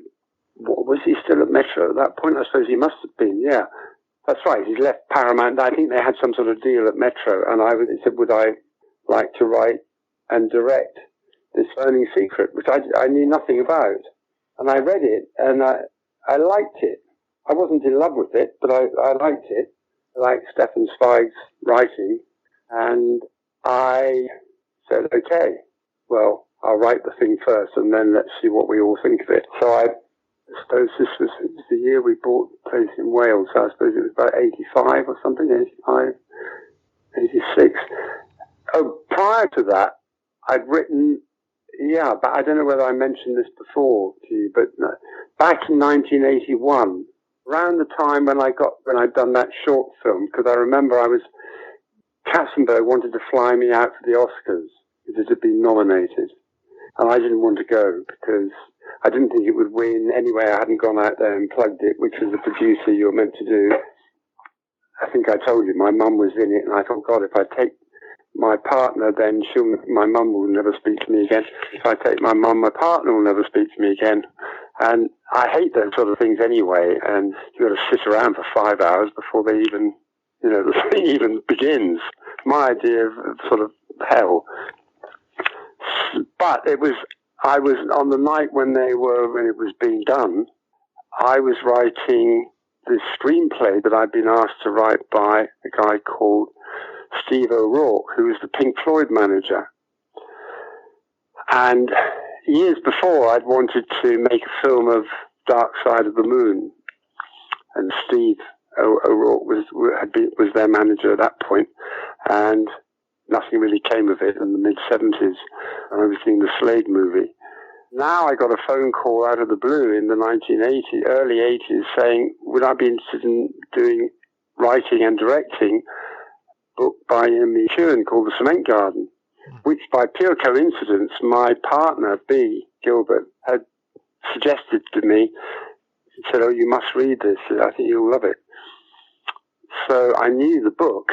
We had lunch together, and I said, absolutely, I'll do it. I'd love to do it. So I was writing the screenplay of The Cement Garden. This was back in 1981 or something. And I wrote it, but because, he was not a professional producer as such, and as often happens in these cases, when, especially if they're not hungry, the thing just lies on a shelf. And so I then had gone off and done these other bits and pieces, and by 86, whenever this Burning Secret came up, it looked like it probably wouldn't happen. The Cement Garden, I mean. Richard Branson wasn't involved at that point. I don't seem to remember. So I wrote the screenplay, and I liked it. I changed it around a bit from the novel. Can't remember now quite how I changed it around, but I made it very much the story of the boy. So I know it's hard to get, because Vestron made it, and then they went belly up. It was, it's a Stefan Zweig short story about a boy. His mum got asthma, and they go to a sanatorium in Germany. And there the boy meets this elusive, enigmatic baron, uses the boy to get to the mother. But the burning secret is sex, because he doesn't know about it, and he's like 11 or 12. And I set it in actually after the Great War, 1919, to make it more convincing that he wouldn't know about sex and sexual attraction, I should say. And it's about betrayal, where the mother betrays the boy, in a sense, and ultimately he runs off from this place and somehow finds his way back to Vienna, where his father, who's a diplomat, is waiting. He gets home before the mother, so the question is he going to spill the beans and give his mother away? But by now he's learnt. I used the Goethe poem of the Old King, and that last line about in seinem Armen das Kind war tot. In his arms the child was dead. And so I wrote it, and then they were very enthusiastic, but I think Yablans at that point left Metro. So it sat around for a while, and then a producer called Norma Heyman, David Heyman's mother, David Heyman as in those Harry Potter movies, his mum, Norma, rang me and said that she'd been talking with Eileen and that she could acquire an option on the rights to my script. The novel itself was out of copyright. Was I still up for directing it? And I said, yeah, maybe, yes. I'll have to reread it. It's been a while. I've rather forgotten it. It all hinges on the boy. Well, to cut a very long story short, in order to get the money, Vestron put up the money, which was a rather short-lived company, and they insisted on a couple of star names. Well, I went along with Klaus Maria Brandauer being one of them, who's a German, very talented actor. They wanted someone else to play the mother. And I said, but I don't really care about the mother, and what I care about is the boy. I need to find a boy. And at that point, we still didn't have a boy. But now it was all starting to roll forward. We'd been out to Czechoslovakia and seen some locations, and the money was coming together. And then it's suddenly, what about Faye Dunaway? And I'm like, really? Yeah, she's doing this play in the West End. So I went to see the play, went round to see her afterwards. And she'd read the script and was very enthusiastic. And I was kind of like, I don't know, I'm not sure about it. Because anyway, we still didn't have a boy. And I put my foot down. It was virtually down to, we start on January the 4th. And we're now like beginning of December. And I said, unless we found a boy, I don't want to do it. Yeah, but it doesn't really matter. I mean, we've got Faye Dunaway and we've got Klaus Maria Brandauer. I said, yes, but that's not the story. The story is the boy. It's his POV, as it were, his point of view of this thing. Suddenly, at the last minute, my partner, B. Gilbert, found a boy called David Ebbets at the American school in London, whose father was Jake Ebbets, who was a very well-known production executive, as an EP executive producer on many films. And David was a delight. He was perfect. It was exactly what I wanted. So now that I had the boy, the film went ahead. I still had slight misgivings about it. It wasn't, by choice, it wouldn't have been the film I would have chosen. The Cement Garden was really what I wanted to do. And I didn't like having to do it with star names, particularly when you had to deal with them in Czechoslovakia and darkest communism. It was a bit of a nightmare making it for one reason and another. But the film itself, it turned out quite well. I mean, did it open or close? No, I think it closed the Venice Film Festival that year, and David got a special prize at Venice. To me, and I say this accepting full responsibility, it's a little bit compromised. I didn't get the cameraman that I wanted because it was all, as I say, rather thrown together at the last minute. Very good cameraman, Stay, who'd been David Lean's camera operator, not his cameraman. And it came to, will you operate as well as light? No, he wouldn't. So we then got an operator who he hadn't met, who was flown in just like the day before we started shooting in Czechoslovakia, in this hotel, where it wasn't snow. The first year in living memory, there was no snow, and we needed snow. It turned out the two of them were rivals going back. The operator and the cameraman were rivals going back to Ryan's Daughter, I think it was. One of David Lean's movies. I think it was Ryan's Daughter. They wouldn't talk to each other. And it was ridiculous. I had to get the two of them together. And then, as if that wasn't bad enough, Klaus Maria Brandauer despised Faye Dunaway. He loathed her. He thought she was Faye Dunaway. This, of course, did nothing for Faye's confidence, and she was in makeup at like 4 o'clock in the morning with huge bags under her eyes from sleepless nights. It was fairly miserable. And then to compound everything, there was an essential scene that she refused to do when it came to the shoot, which was when it came to the day of shooting, where at the end of the second act, they're out in this sanatorium. That's where the story unfolds, and with the mother. Really a three-hander with the mother, and this enigmatic baron who's been in the First World War and recovering from his war wounds and stuff, and has befriended the boy, but's obviously got an eye on the mother. And New Year's Eve in the story, the baron takes the mother off to this remote sort of lodge up in the hills, in the forest, in the snow, and the boy follows them and sees through the window the baron trying to seduce the mother, and he bursts in and tries to pull the baron off the mother, and she is then humiliated. He walks off, and then she's humiliated, turns on the boy and smacks him in the face, which is what propels him into the third act, where he runs off back to Vienna and arrives back before the mother. And is he going to tell the father? And that's a fairly simple story. Sounds a little melodramatic. It wasn't too melodramatic. It was quite well. It was good. It was good. But when it came to the scene where Faye had to smack the boy's face, she refused to do it. And I'm like, well, why? And I can't do it. I can't do it. I said, but David doesn't mind, the kid. David, you don't mind if she smacks you across the face? No, he's totally up for it. I think I'd promised him an extra scream or something if he withstood the assault. But she wouldn't do it. At that point, because the days building up to it had been very rough one way and another. Okay, fine. Then let's go home.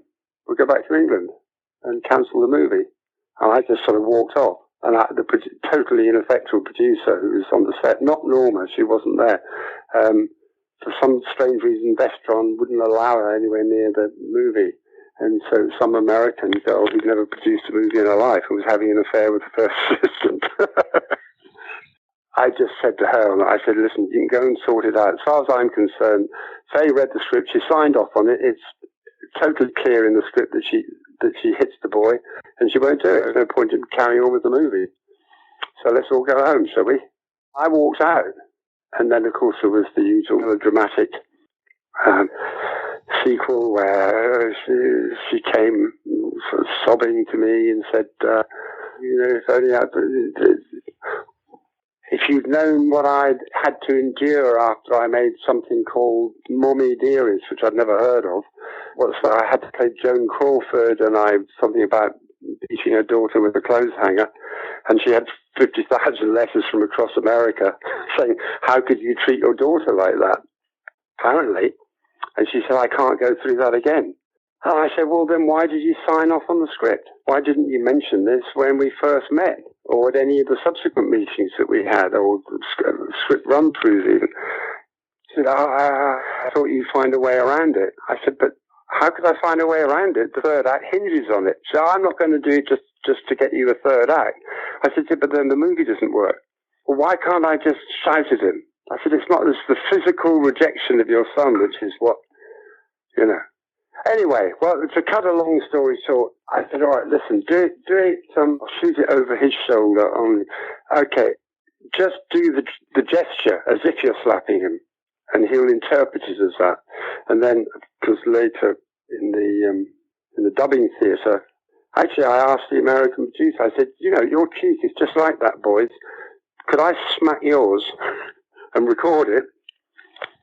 And I did. And we recorded it and put that sound over it, so it looks like she slapped him, and it sounds like she slapped him. So I got what I needed, and blah blah blah. And we finished the movie. But it was like, oh God, there must be easier ways to earn a living than this. I seriously thought, oh, I don't know. I think I'd be just as happy writing, and yet I'd enjoyed making that short film, and this has all gone rather swimmingly.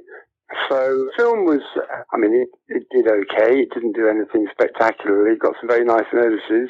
Sadly, as I say, Vestron went out of business, so I don't even know what happened to it in the end, in terms of who owns it any longer. I looked at it, my wife looked at it not that long ago and really liked it. Occasionally I run into people who knew it or know it. So it's not one that I'm ashamed of, whereas there are certain scripts that undoubtedly probably am ashamed of. And so when was that? That was 1988. That's right. And then I went out because I had my family then who were growing up, and I was very of a mind that, I'd sooner spend time with them, with my children, than go off and spend months directing as opposed to writing, which of course you can do anywhere. So I was out there. I worked with a guy called Wolfgang Peterson who got me to write a script with him, which that's when the Writers Guild went the other way around on me. I did quite a rewrite with him there, and he wanted my name on the script. Wolfgang Peterson, this is. There was a thing called, it wasn't a very good movie though. It was called Shattered, I think. Plastic Nightmare, I think it was originally called. I think it was called Shattered. It was a very unlikely premise, but I think I made it a bit better. It was, and I introduced some characters that weren't in the other script. But the upshot was that even though Wolfgang actually told me to put my name with his, because it was based on his original screenplay, that we were a writing team, and Pathé, because they had to pay me a bonus if I had my name on it, Pathé took it to the Writers Guild, and this time it was, so to speak, the other way around. And they said, no, Peterson gets full credit. As I say, I'm not. It would have been nice to have had the extra, how many thousand or 50,000 or whatever it was, but maybe just as well my name wasn't on it. I don't think it was particularly good. I don't think I ever saw it. Not sure I ever did. I don't think I ever saw Name of the Rose in the cinema. No, I don't think so. I've seen bits. I don't think I've ever sat down and watched the entire movie. I've seen bits of it. It's odd. It's the kind of, I've never had a great desire to look at these things, except for, egotistically, I suppose, the things that I'd actually written and directed, if I had a mind to look at it again. So, so I did that, and then I did a few other bits and pieces, and where are we now, 90? Oh, then, Richard Branson was involved he wanted to make the cement garden.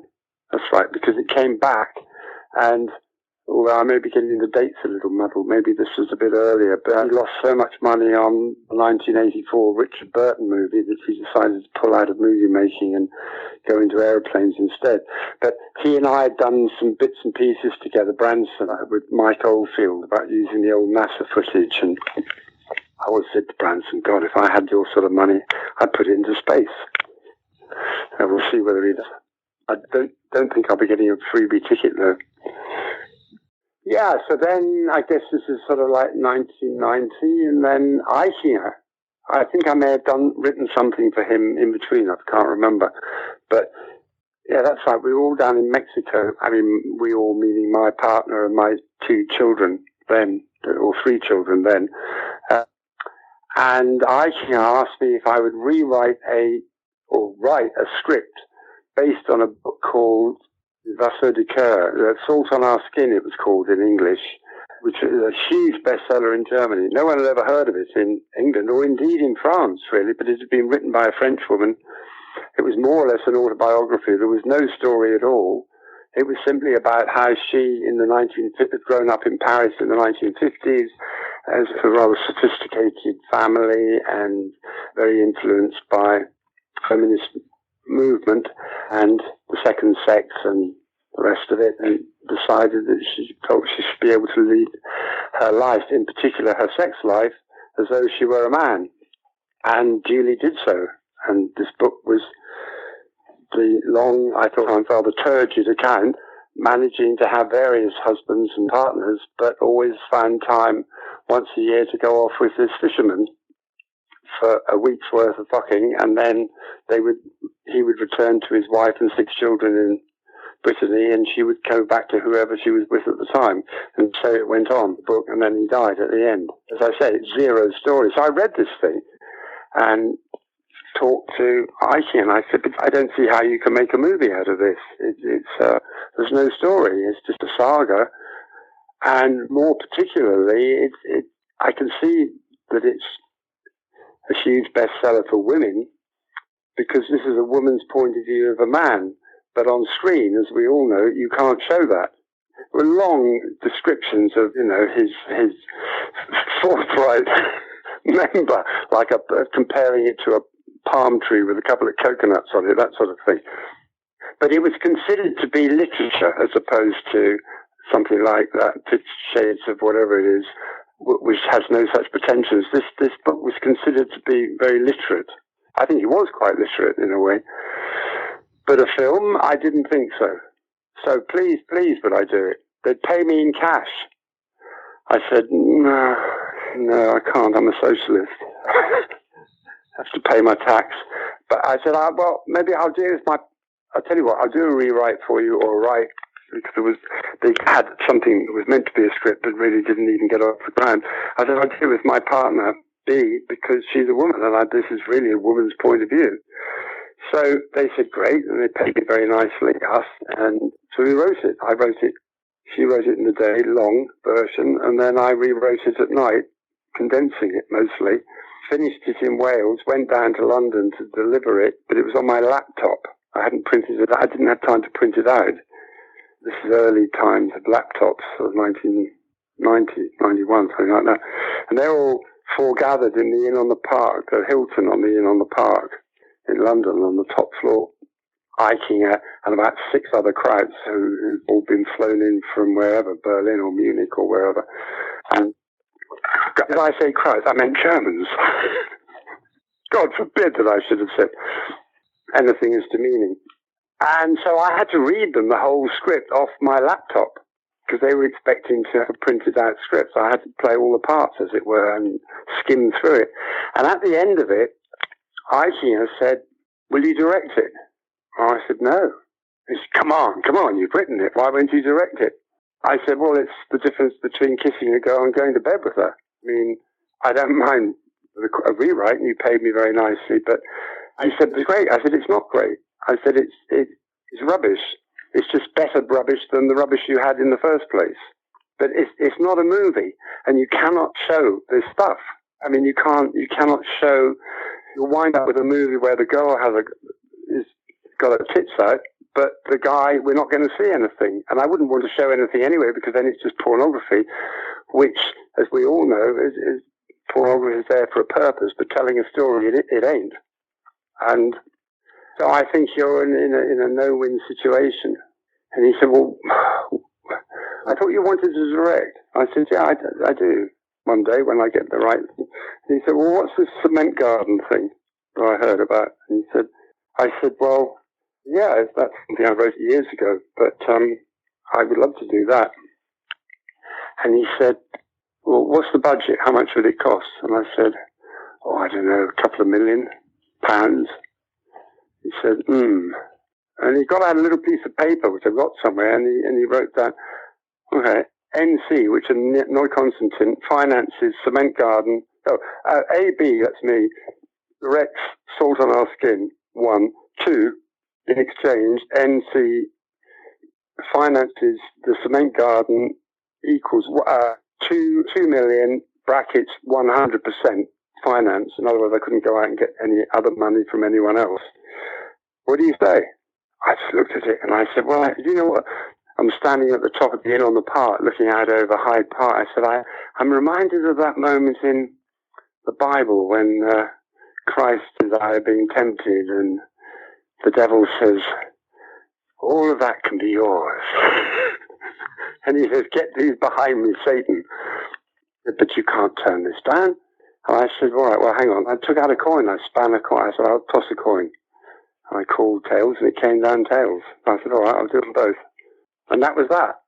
I went off and made Salt on Our Skin. I got very good, not bad, Greta Scacchi, and her then boyfriend, who was a guy called Vincent D'Onofrio, who Kubrick had just used in Full Metal Jacket. You know, this guy blows his brains out. Very easy. He did a lot of casting sessions. He wanted Juliette Binoche. Eichinger, this is. I mentioned before, he was very much a hands-on producer. And I made a deal with him for an understanding up front. I said, if I do Salt, that's your movie, really. I'm just a hired director. And you can interfere as much as you like. But when it comes to the Cement Garden, that's my movie. And I get to do what I like as long as I don't go over budget. And he said, we shook on it. And he was totally true to his word. In fact, if anyone, I was the one who broke the deal because I didn't listen to him once or twice on Salt, and I regret it. Where we had Greta Scacchi, you know, she wanted to wear blue jeans, and for instance, and Eichinger said, no, it's much sexier if she's in a dress that comes down to her knees, you know, that kind of thing. I said, oh, it's so bourgeois. He said, yes, but that's the audience. And he was quite right, in a way. He was quite right. But I was actually, Greta was very insistent that she did her own wardrobe and wore white T-shirts and jeans. So Eichinger knew his audience better than we did. They were fine. They came up and stayed with us in Wales, and he got her pregnant in our dairy, in our barn. Because on the second day of shooting, Houston, we've got a problem. Greta's pregnant. And this is a movie that's going to be shot out of chronological sequence. She's meant to go from the age of 16 to 60. No point is she pregnant in the movie. And there are nude scenes in it. And what are we going to do with her breast getting gradually larger and larger and more veins showing up? It's tricky. Aisha was furious and felt he'd been cheated. She then got very difficult about, well, I wouldn't say she got difficult. She just, because of these sex scenes in it, she was very nervous about it, doing it. She had just finished a picture with Robert Altman called A Player, where he pulled a fast one on her and told her that he wanted her naked for some scene, and she refused and walked off the set, I think. So when it came to us, she was saying kind of the same thing, even though she'd signed off on a script that made it fairly explicit that there would be. I mean, that was the whole point of their relationship in the story. There was no other story, really. The point was that they had nothing to say to one another over the breakfast table. And yet, by the end, I sentimentalized it slightly. By the end, when he's dying of cancer, she suddenly realizes that she was a little in love with him. So what I did was, I said, listen, you can have final cut on the nude scenes. In other words, trust me, and I'll put it in writing. I'll cut it together. We'll shoot whatever. Don't be inhibited, and we'll cut it together, and you can see the cut, and if you don't like it or you don't like certain shots, I'll take them out. So she signed it. I signed it, and that's how it was perfect. It worked very well, because that's the thing that you're trying to, what you need from your actor is trust. And it's impossible to shoot those sort of scenes if they don't trust you. And why should they trust you? Because one of the points that she made was that what happens if Constantine, the filmmaker, the people making the film, go bankrupt and it gets sold on to somebody else? Suddenly, it's another company that you didn't sign with who can now exploit the material that you shot. So even if I trust you, how do I know I can trust somebody further down the line in the unlikely event that? So I put all that in writing and signed it. And then she was great, and I showed her the final cut in the end in Australia. She was very happy with it. But working with, Vincent, you were saying, what was he like? He was great. The problem with him was that they had a very, I would say, kind of sadomasochistic relationship. Not necessarily physical, but as I told you, it was all shot out of sequence. We shot in 5 different countries, in Scotland, in France, in Miami, in the Virgin Islands, and in Canada. Maybe somewhere else, I can't remember now. So we were on a very tight schedule. We couldn't go over by a day anywhere, otherwise we missed all the air flights, the next locations lined up. And in the early days, I never mind people coming to rushes. I don't always go to them myself, the dailies, because more or less I know what went through the cameras, so I don't particularly feel I've got to go and see it. But if anybody else wants to go and see it, that's fine by me. Greta, on the other hand, didn't like to go herself because she thought she might change her performance. I said that was fine, but Vincent used to go. And then apparently what happened off camera was that he'd come back that evening and she'd be saying, so how were the rushes? And he'd say, oh, they were great. Just a pity you were meant to look 16 and look 60. And then I'd get her on the phone at 11 o'clock that night, weeping and wailing, and it would take hours the next morning with tea bags on her eyes and bits of cucumber to try and bring her back. And then she fell out with the cameraman, who was a guy called Dietrich Lohmann, who was very good, actually, but he was married to an actress, and I think he'd split up with his wife and had a problem with actresses, particularly ones who manifested anything in the direction of being a bit of a prima donna. So with Greta, he lost patience with her, and he actually walked off at one point and said to me, Andrew, would you mind doing the camera? So I shot it myself while we waited for a proper operator to come in. I think we were halfway up the Eiffel Tower at that point, on the back staircase of the Eiffel Tower. We shot there for 5 days on the Eiffel Tower. Yeah, so...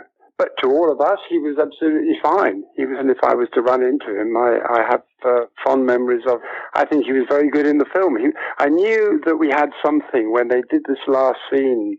He comes to see her. He's meant to be an old man. Well, he's meant to be like 50 or something, 50 or 60. And he comes to see her, and she's now living in Montreal. The character, Greta Scacchi character. And he comes for his annual week of sex, kind of. Meantime, he's sort of set up much earlier on which wasn't in the book, but I threw it in about poetry and Matthew Arnold, and he's never heard of anyone. And so he's actually learnt something, or he's done a bit of reading on the quiet.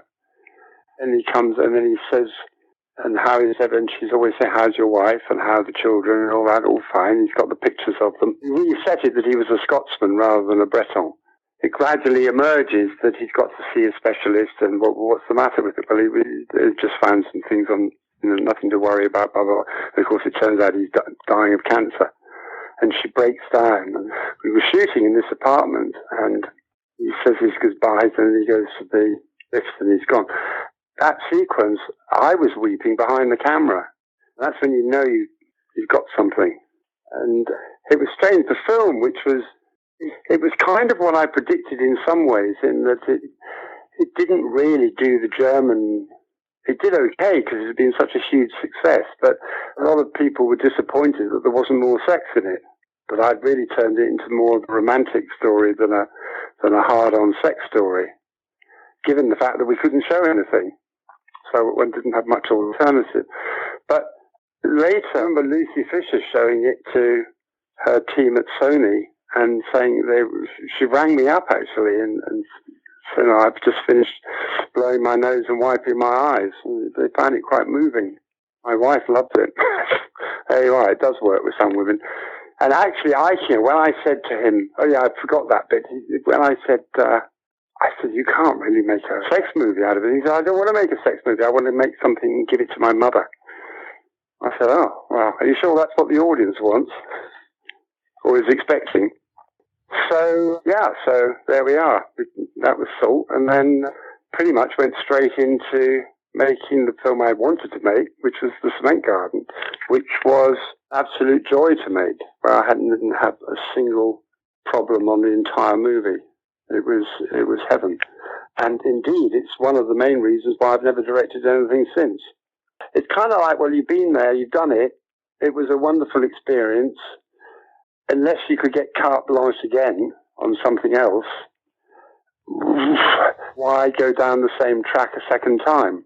Added to which, as I mentioned earlier, you direct a movie, that's a year out of your life, more or less. It's certainly 6 months out of your life away from your family, away from your children. Ingmar Bergman, my favorite director, but talk to any of his children, they never knew him. And he regretted it too, in his old age.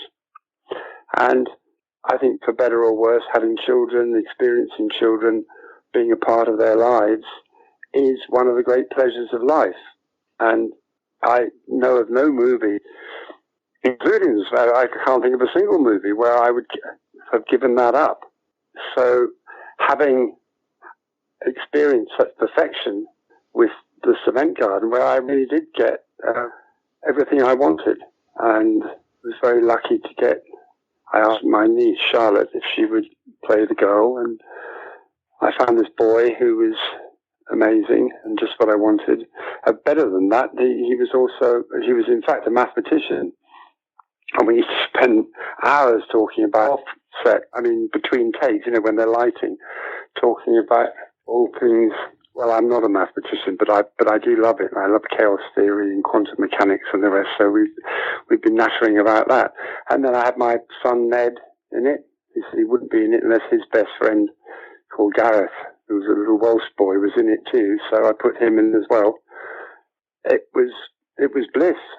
As I say, and you've had that, and then to sort of crown it in a sense was I always never particularly wanted any awards or anything, but on the other hand, I always said, well, if I was to win an award, I would like to have got it from my peers. I would like to have got it from. So I don't like the Oscars particularly because they're membership. I was offered membership because of being nominated. They automatically give it to you, plus a discount for the Beverly Hills Golf Club. No, thank you. There's a gap there of about 6 years between that one and The Messenger, the story of Joan of Arc.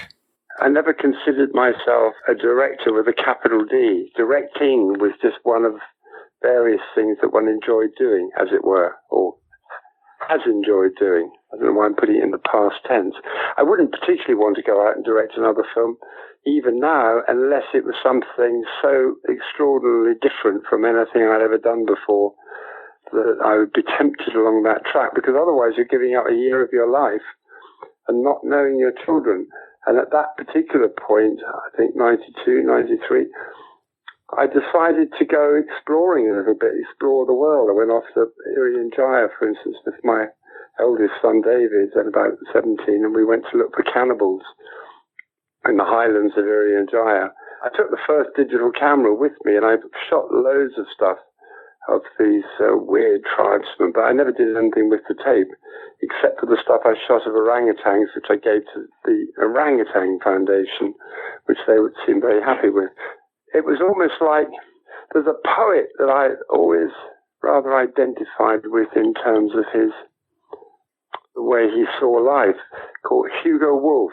And he's a German poet, and he wrote the lyrics, or the libretto, I should say, to Gustav Mahler's Knabenwunderhorn, various other things. He's very, very highly thought of German poet, and he went mad, and he used to write this sublime poetry and then wipe his ass with it.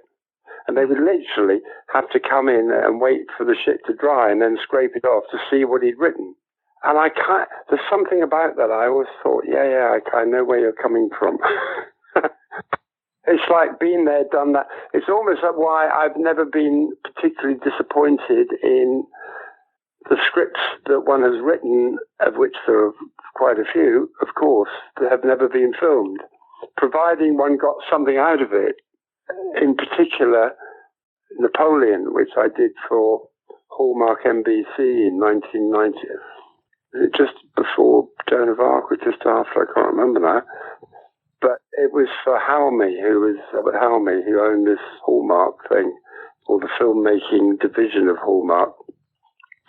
And do you want to do Napoleon in umpteen parts? And of course, having worked for Kubrick on Napoleon many years before, was very tempted to take a shot at it. And I did, and I absolutely plunged in at the deep end, and I cannot believe it, even to this day. I actually read 88 books in a space of about 7 months while writing the script, for which I felt a format that might have been interesting. I say might have been, because I'm hoping that Errol Morris is in fact going to do the same thing, so maybe it's not as dead as it seemed. The reason it never happened at the time, despite the best response I ever got from the studio, I think they sent me 4 words, which was something on the script, that is. I mean, normally, the Jeff Katzenberg, you get 38 pages of notes. We think this is a wonderful Forrester draft, but we think it could be a little more lighthearted here, and a little bit and on it goes for 38 pages. Whereas from Hallmark, I just got 4 words, and it was like epic. I can't remember what they were. I mean, complimentary, but epic, poetic, something, and the last one was heartbreaking, which pleased me more than anything, because that was precisely what I wanted it to be. I wanted not a dry eye in the house at the end of it, when they bring Napoleon back to Paris 20 years after he died on St. Helena. I had the idea of telling 2 stories in parallel, the St. Helena story. So it starts with the end of the Battle of Waterloo, and then in almost slow motion follows him back to Paris, the decision to abdicate, the slow boat to St. Helena via Plymouth, England, where they wouldn't let him land in case he could suddenly apply for legal aid under British law.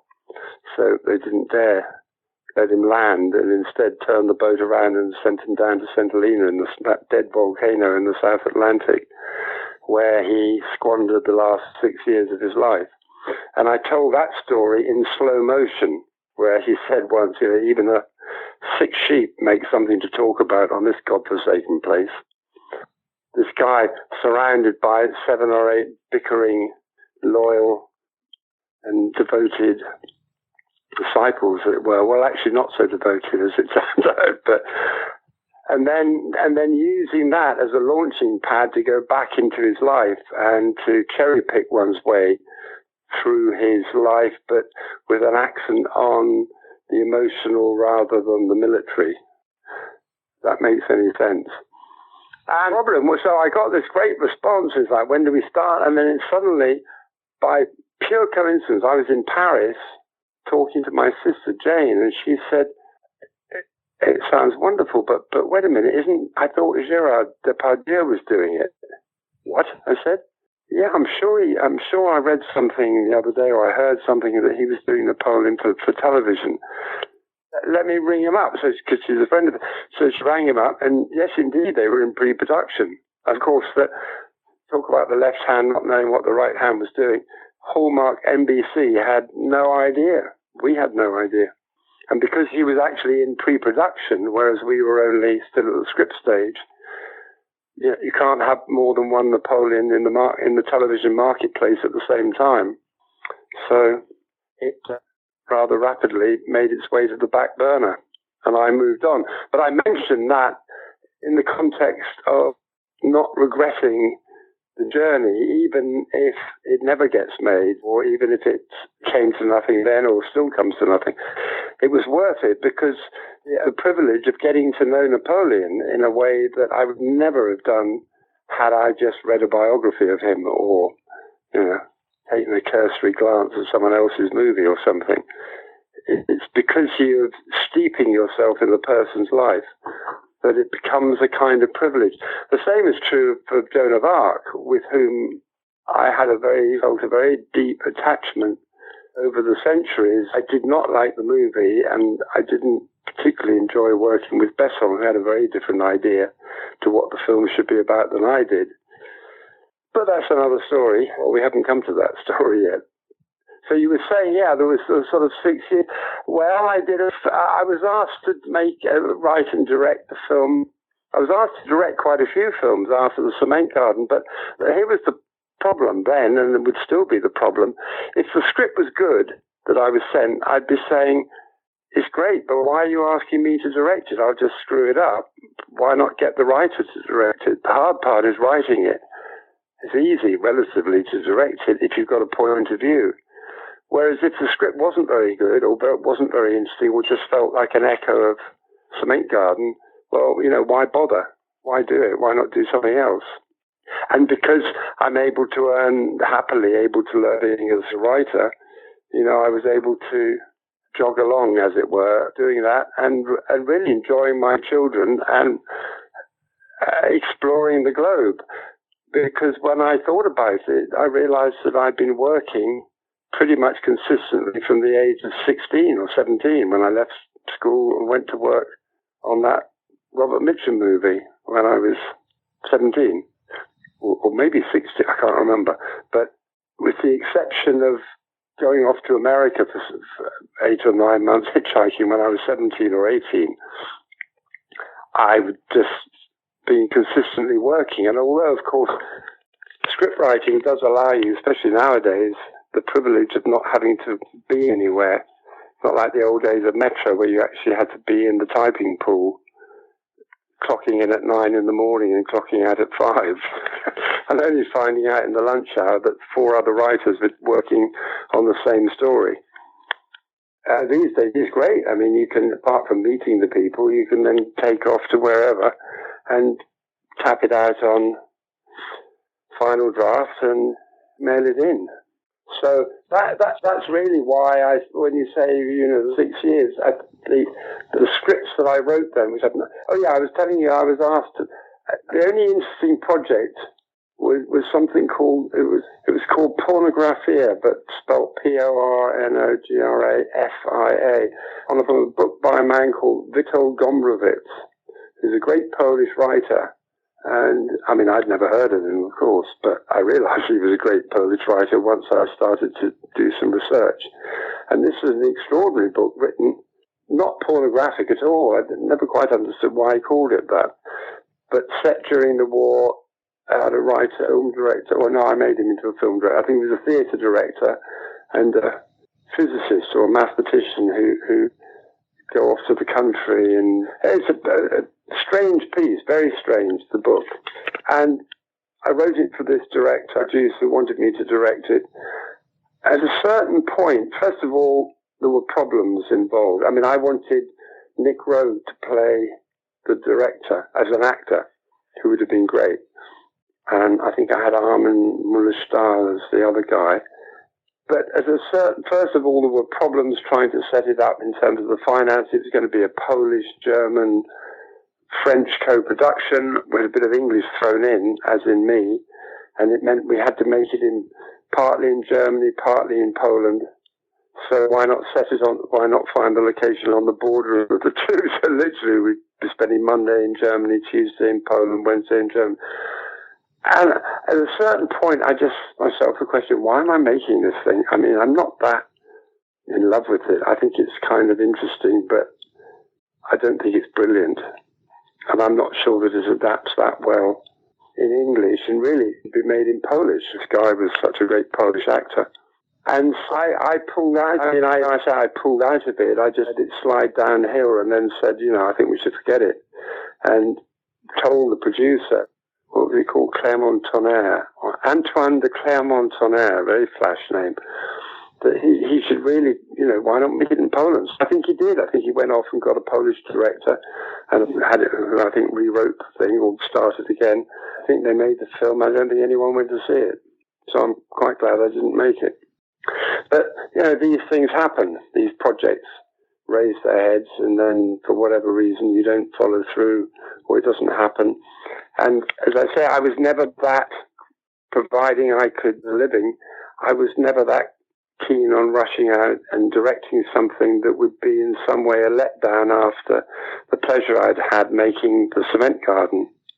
So I suppose, if I racked my brains, I could probably think of what the other scripts were or projects were that I was doing in between.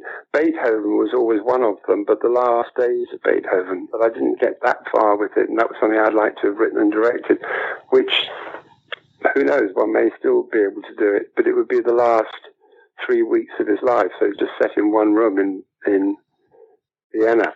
But I love the idea of playing with sound and the fact that he's stone deaf and he's trying to write his 10th symphony in his head, and all around him is this rather mundane bickering and blah-blahing around him, and then so that you realize that actually being deaf was not so much his curse, but his blessing, that he was able to cut off from all those petty distractions that afflict the rest of us. Anyway, that was the kind of idea, and I found his conversation books, because he was deaf, everybody had to write down for him what they wanted to say, and those have survived, more or less. So it's like hearing one side of a conversation. We don't know what Beethoven said, but we know what everyone else said. And they've been gradually annotated and transcribed and published in Germany, very expensive, the conversation books of Beethoven. Yeah, I still have a sort of hankering to do that maybe one day.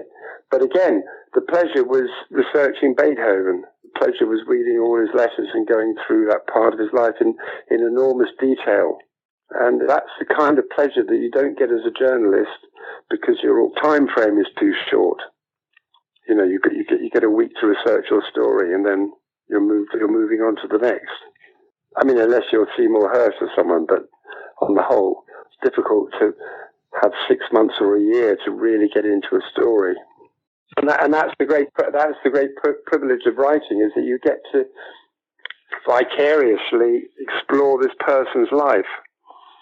What was the next thing then? Joan of Arc, I suppose, was it? Which was, 97, 98? Yeah, I got this phone call out of the blue from Besson saying, would I come to Paris to talk about his next movie? I said, well, sure, but could he tell me over the telephone? And he said, no, he couldn't, because it was all top secret, hush. And I said, yeah, but I may get to Paris and find that we wasted each other's time because it's not something that would interest me or that I can't contribute to.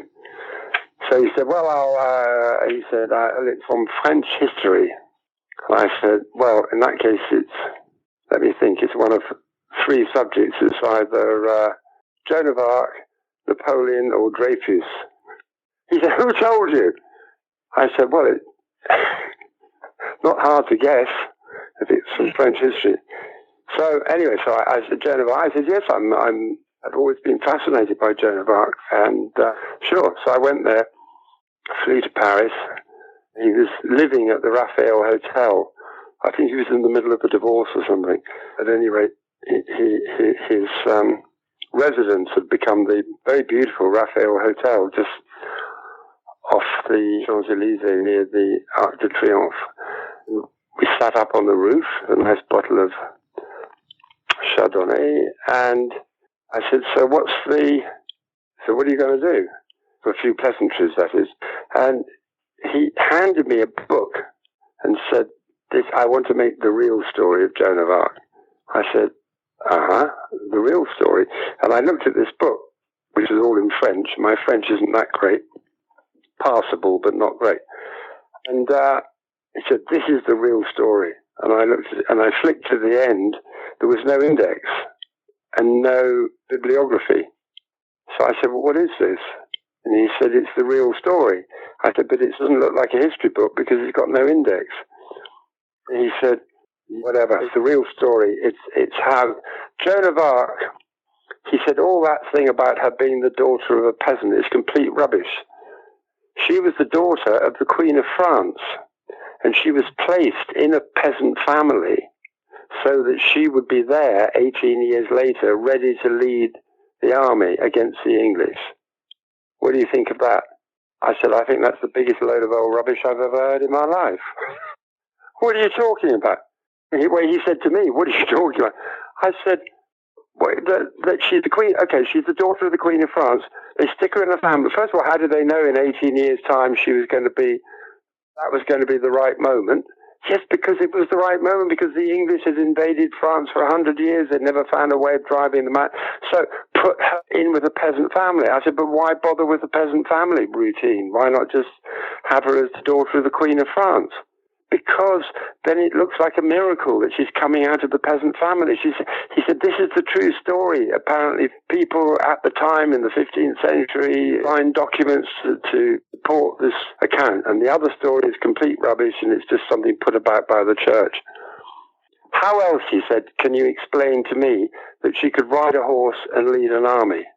And I said, we were sitting on the roof of the hotel, and you can see all these people walking around the Arc de Triomphe. I said, I bet you any money you like, if you walked out and randomly selected 100 people off the street, you would find at least one person, if you put them on a horse, they would have the gift of being able to ride almost instinctively. The other 99 would probably fall off, but you would find one gifted rider. They just didn't know it because they'd never been put on a horse before.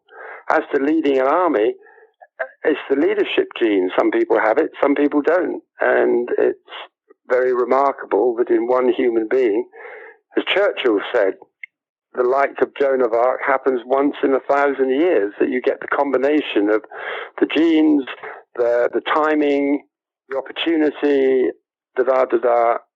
produces someone like her. We weren't really off to a very good start. And he said, but surely, I mean, we all know the other story. It's boring. It's been shot before. I said, well, I can understand that you want a different take on her. But first of all, it hasn't been done for a long time. It's never been done, in my opinion, that well. The thing about Joan of Arc is that almost uniquely in history, certainly in terms of medieval history, you have a single individual whose entire life has been attested to by many witnesses on oath at a time when taking an oath meant something. And you can read, because there's her own trial, which in itself is fantastic. And then what was called the trial of rehabilitation, which the Dauphin, who then became Charles, or whatever he was, 8th or 7th, wasn't too keen on having it put about that a witch had put him on the throne. So he actually got the Pope to annul the sentence or the verdict of witchcraft based on this trial of rehabilitation, where hear ye, anyone who knew Joan of Arc, come to the town hall on Friday afternoon and give your testimony. And this testimony exists. I mean, it's a huge thing. I've got it actually in Latin and then in Old French, and it's been, or had then been recently translated into modern French. And it's fantastic. It is extraordinary. I mean, it's extraordinary even if she hadn't been Joan of Arc, simply because you get a real feeling for what it was like to be a peasant girl in 14th century France, or just in the Middle Ages. And the trial is just wonderful. I mean, she's so smart, Joan, that is. And he said, but surely you do, Pac-2. Now, Luke said, you don't believe all that crap about, the Virgin Mary or whatever the voices were speaking to her. And I said, well, I don't believe that, no, but I believe that she believed it. I believe that there's something about that there was LSD in the flour that they had in those days. No, I think it was to do with the fungus or something, that maybe she was hallucinating, but whatever. I mean, who cares? The fact is, looking up at a stained glass window, brought up in that very simple manner and a simple face. Why not? She heard voices speaking to her. And I totally believe that she heard those voices.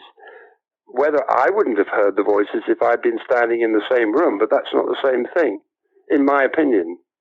And he kind of looked at me, Luke, and said, well, I just don't get it. I mean, it's just all religious claptrap. And I said, well, maybe you shouldn't be making Joan of Arc. I actually said that. Because I had some other offer, or thing that I'd been asked to do at the time, so it wasn't like I was desperate to do it. And he said, I want to do it. I said, well, why do you want to do it? And he said, and this is in the car going to the airport, because I had to catch a plane back to England. He was catching a plane to Moscow, I think. So we were both going to Charles de Gaulle Airport in the same car. I said, so why do you want to make it so badly? He put a hand into his inside pocket and pulled out, as if it was a kind of Stormy Daniels photo, a picture of Mila Jovovich. He said, this is why. And I said, who's she? And he said, it's Mila. I said, Mila who? And he said, Mila Jovovich. Because I hadn't seen the Fifth Dimension, or whatever it was called, or Element. And he said, she is to be my wife. I said, oh, right, okay. Well, okay, so you want a vehicle for her? He said, you have it. I said, well, okay. But in that case, do Joan of Arc, but do it properly. I mean, do the story. I said, this book that he'd been waving in front of me, the one with no index, I said, this has been written by some Hollywood hack in the 15th century or the 18th century. I said, Hollywood hacks have been with us ever since the Egyptians. You know, if it was a real history book, we would have heard it. It would have been translated into English. It would have an index. It would have reference notes and the rest of it. And then he said, and I talked about St. Joan, Bernard Shaw's St. Joan, and he said he'd never heard of it. And I said, well, it was written by Bernard Shaw in the 1920s, a very famous stage play, wonderful play, actually. You should read it. And he said, I never read books. I said, well, you should read this one. He said, no, I don't want to read it. I don't read books. He said, I see things. I work with images. I don't read books. And I'm like, oh. And he said, because it was said with pride.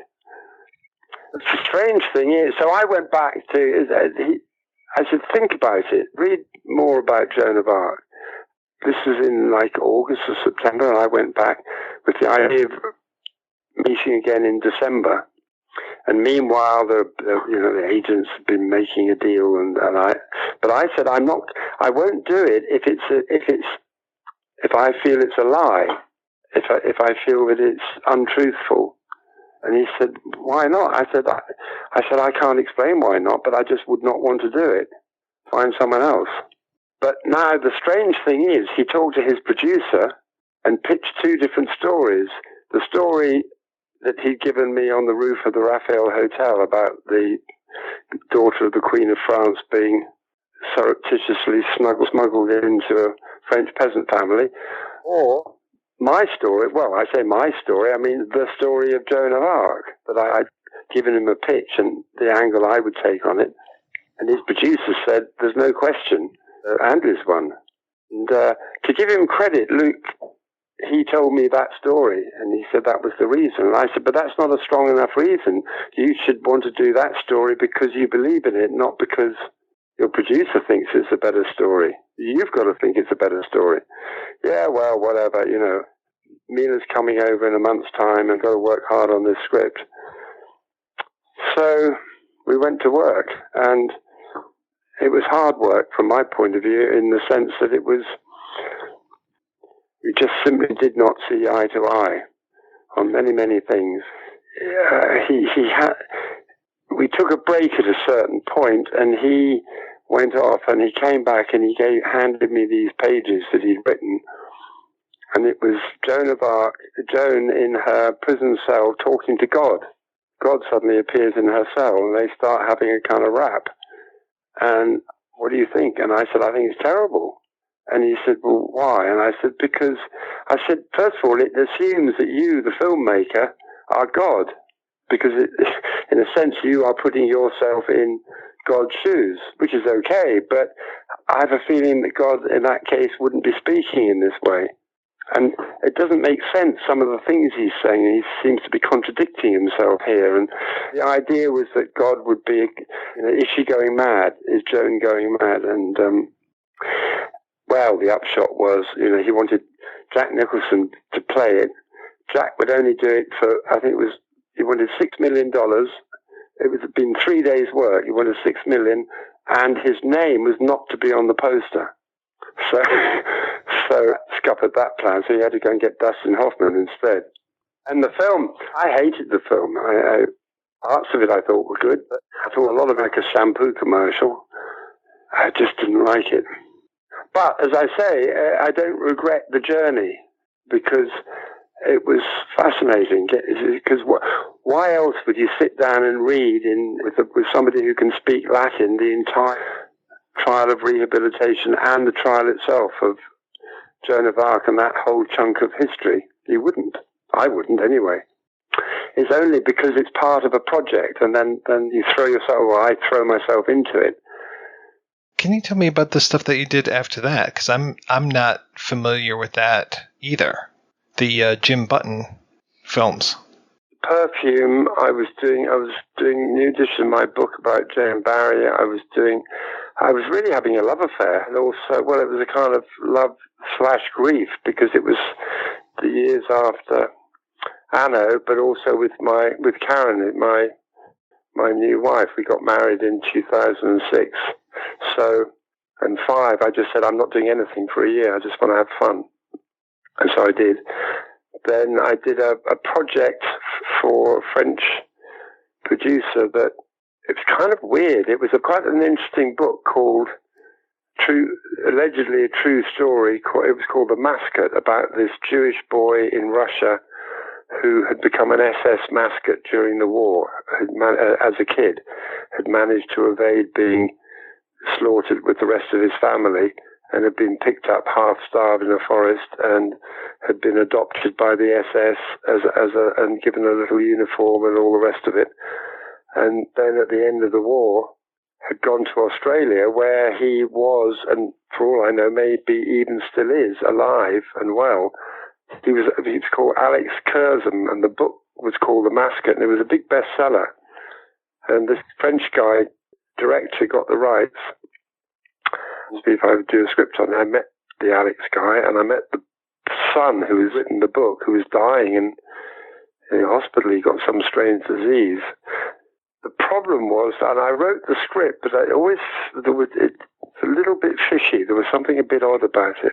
And then I started getting phone calls from the Jewish Holocaust Center in Washington saying, steer well clear of this guy, he's a fraud, he blah, blah, blah. But we checked into it as much as one could, and it appeared that it was like, could be, on the other, the jury was out, as they say, but it simply became apparent that this was not going to be something that anyone was going to want to touch until it had been resolved one way or the other. And that was all, anyway, back in about 2009.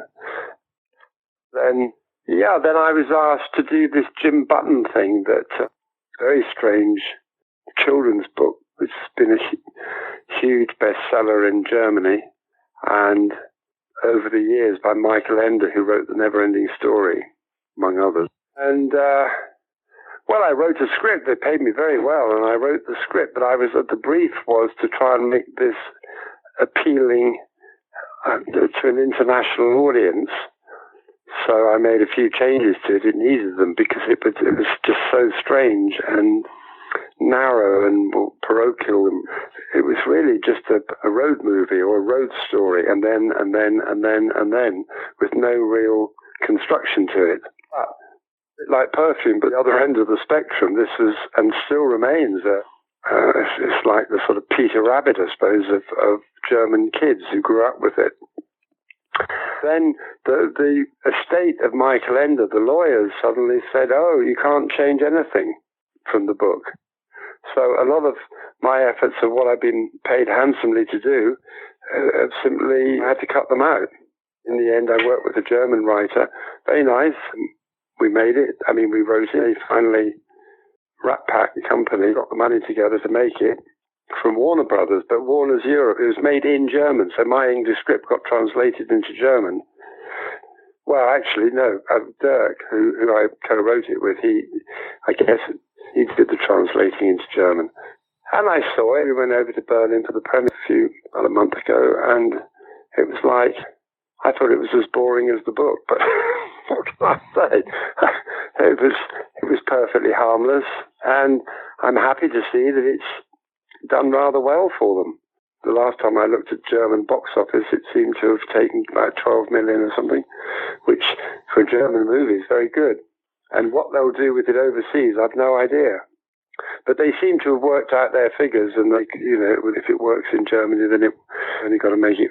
I think there are a few other territories where it's very well known, but English is not one of them.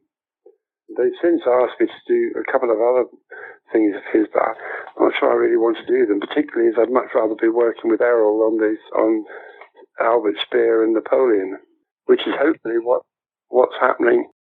It's quite complicated because he had this Belgian Israeli filmmaker who called me up out of the blue. She wants to make a film about Albert Speer. She heard he'd made a film called The Decent One about Heinrich Himmler, based on his positively toe-curling letters to his wife, Himmler's wife, that is, along the lines of, well, my sweetie poo, I can't come and see you and tickle your toes this weekend because I've got to catch the next train to Auschwitz, that kind of stuff. Which is kind of a bit of a one-gag idea, as it were. It was well done. I mean, it was his really vomit-inducing letters juxtaposed with footage of mostly home movie stuff from Himmler and presumably loads of other people. So on the strength of this, she said, she heard I had sort of audio interviews with Speer, because she came through an intermediary, Sandy Lieberson, who'd been one of the original producers, who'd recommended that she called me and the phone number. Anyway, to cut a long story short, she turned up in Wales. We talked. I couldn't work out what sort of film she wanted to make, and she wouldn't tell me. And she wanted to take the tapes away, and I said, "You must be joking." "No, I'll listen to them." I mean, it turns out 42 hours conversation with Speer over the course of a year, more or less. I said, "I'll listen to them and put them online, and I'll put them on Dropbox or whatever, and then you can listen, but I'm not handing them over, and I'm not making a deal with anyone until I know what sort of film you want to make." So a couple of weeks later, I get a call from her saying, "Oh, now she's co-directing it with this guy, Errol Morris." I said, "Oh, really? Well, how come?" "Oh, well, I think you'd be great, and I always wanted to do Albert Speer. Will I come down to London to talk about it?" So I said, "Okay." And what I should have done at that point was rung Errol Morris, but I didn't. I went down to London a few weeks later, thinking that I was going down there just to meet him and maybe a couple of others to discuss whether indeed there was a movie to be made out of it, or a TV thing, or whatever. To my astonishment, we all had dinner together the night before, and I talked to Errol all for like 3 hours flat. But we talked about quantum mechanics, never mentioned Speer. I mean, I never mentioned Speer, and he didn't. And so we talked about everything else, but nothing to do with movies, really. Liked him enormously, and of course I'd liked his movies too. Well, the 2 or 3 that I'd seen of his. But to my astonishment, the next day, I'm driven to some place in East London, and they've got like 5 cameras set up and lighting and the whole routine. Like, whoa, nobody ever mentioned this.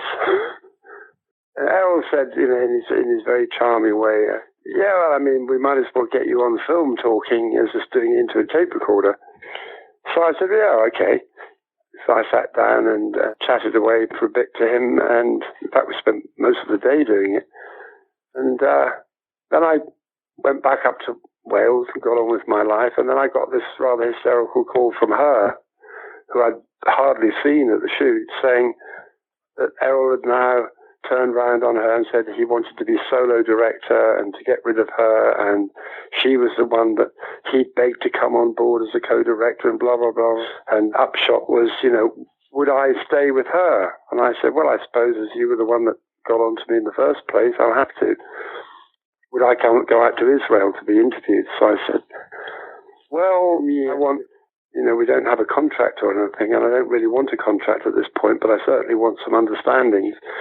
So I wrote up a thing saying that I was agreeing to nothing until she came up with something, and that they had no permission to use anything, but on that basis I'd go out and talk. So I went out there, and they spent 4 days interviewing me. I was, I think, like 15 hours.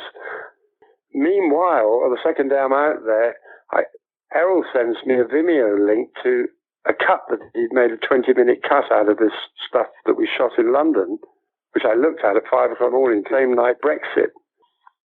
So I was up half the night anyway, seeing the horror unfold as far as I'm concerned. I couldn't believe it.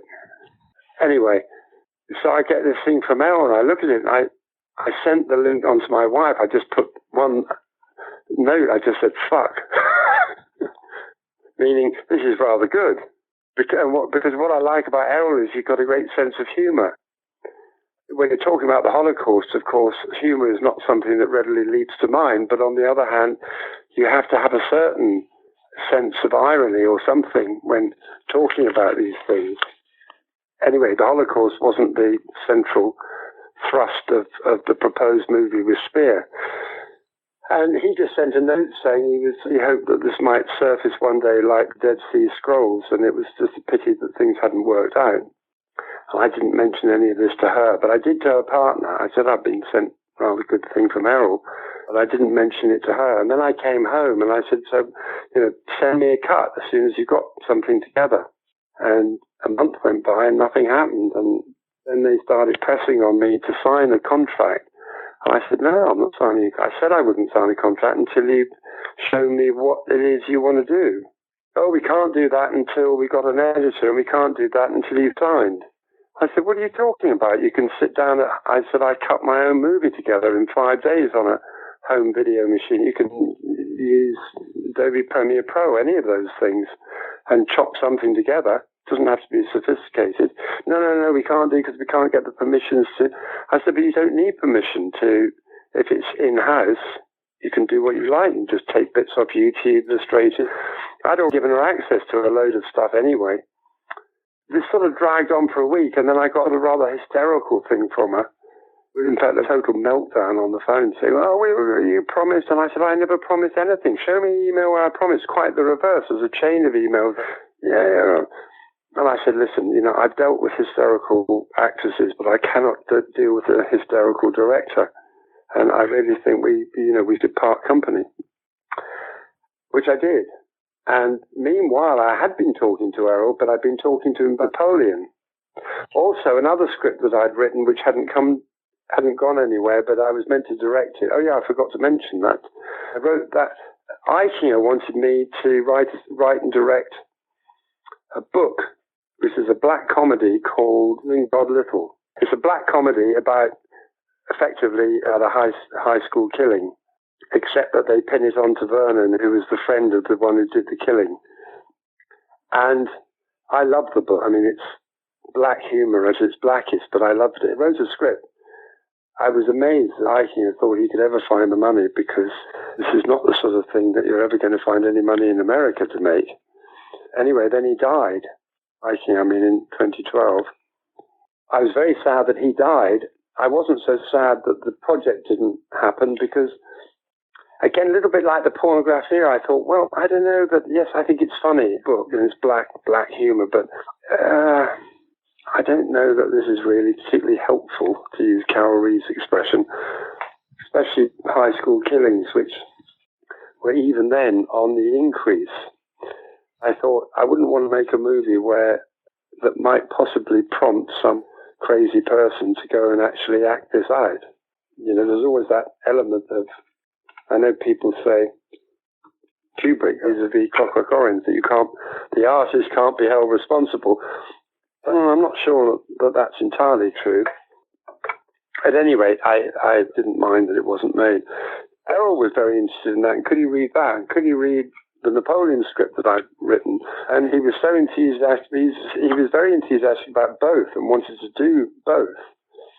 But Werner Herzog, when I said I didn't want to direct it, Eichinger's widow, Katja Eichinger, took it over to produce, and I minded if Werner Herzog directed it, and I said, no, not at all.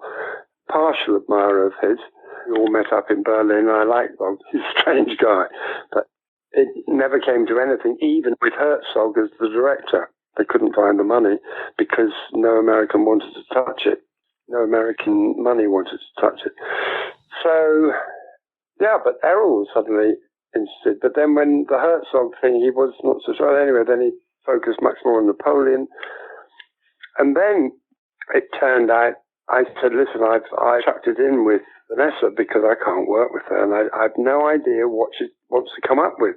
And given that it is for Israeli broadcasting, they're hardly going to want to make a film where Albert comes out of it as the hero, and I don't want to run the risk of being.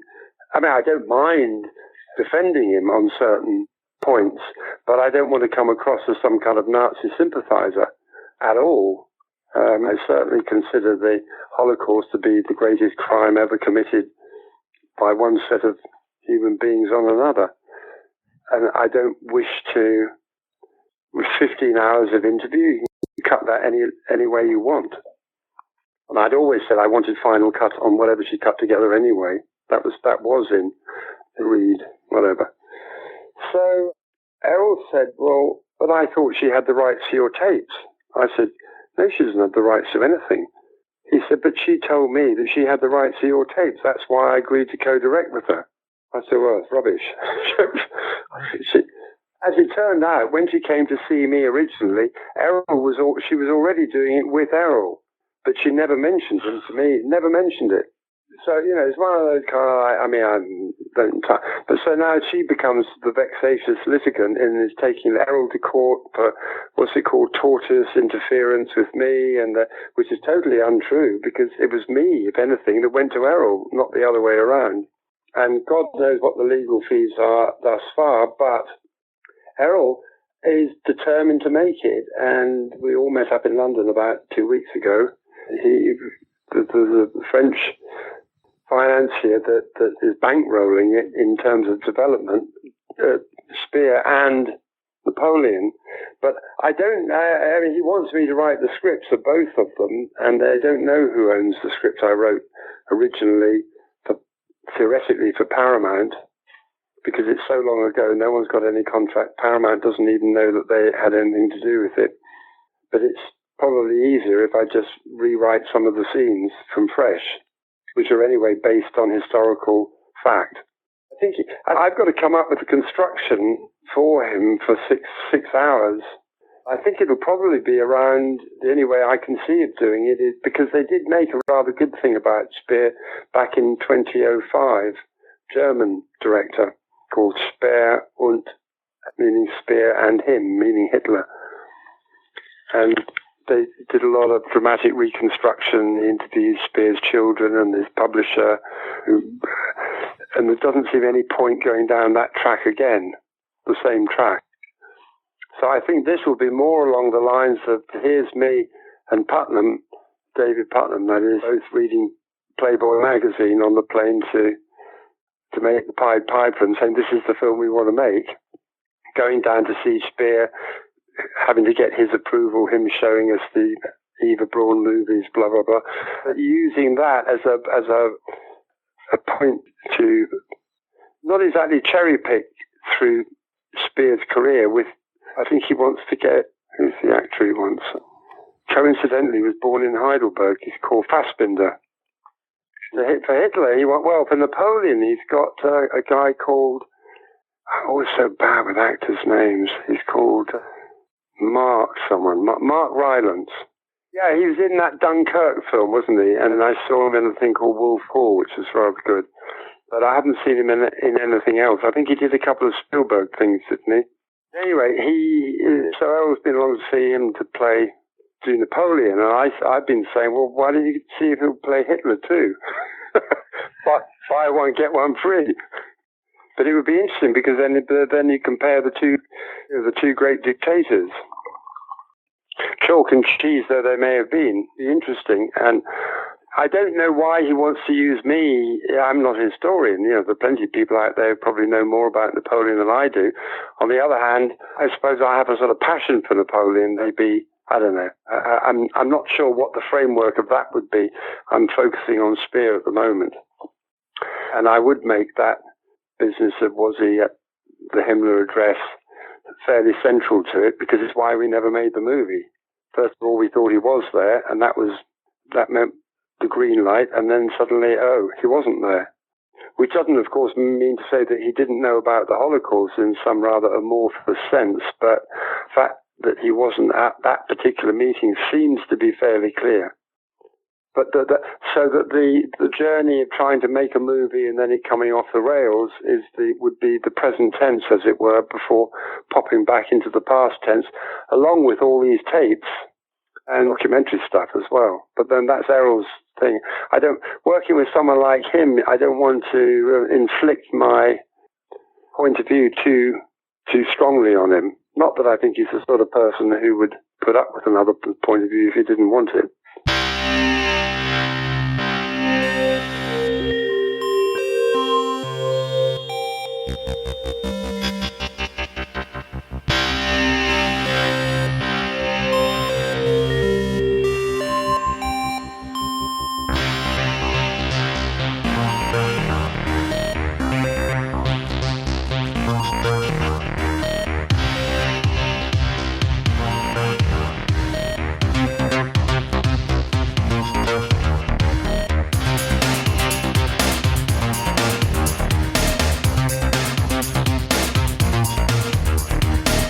Just live for our inventions.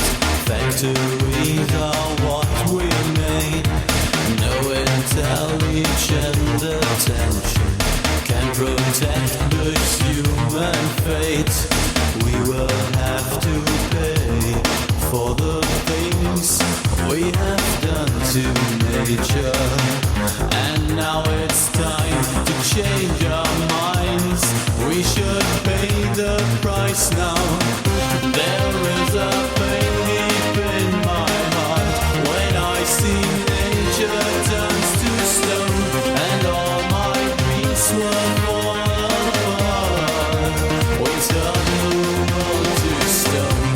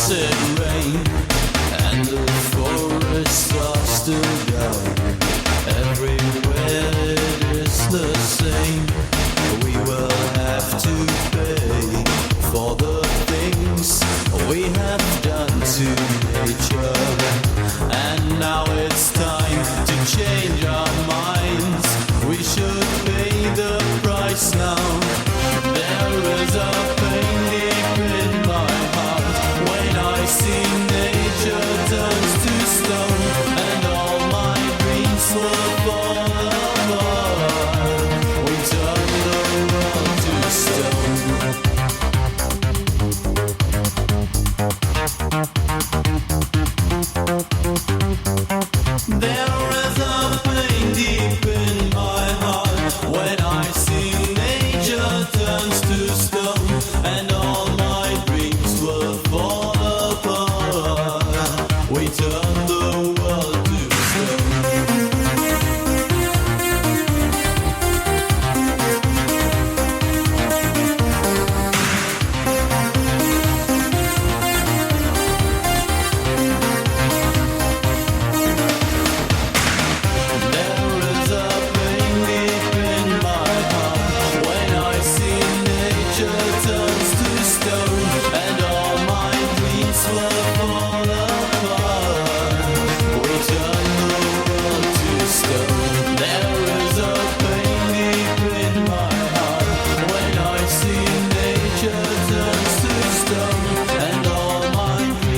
the phone.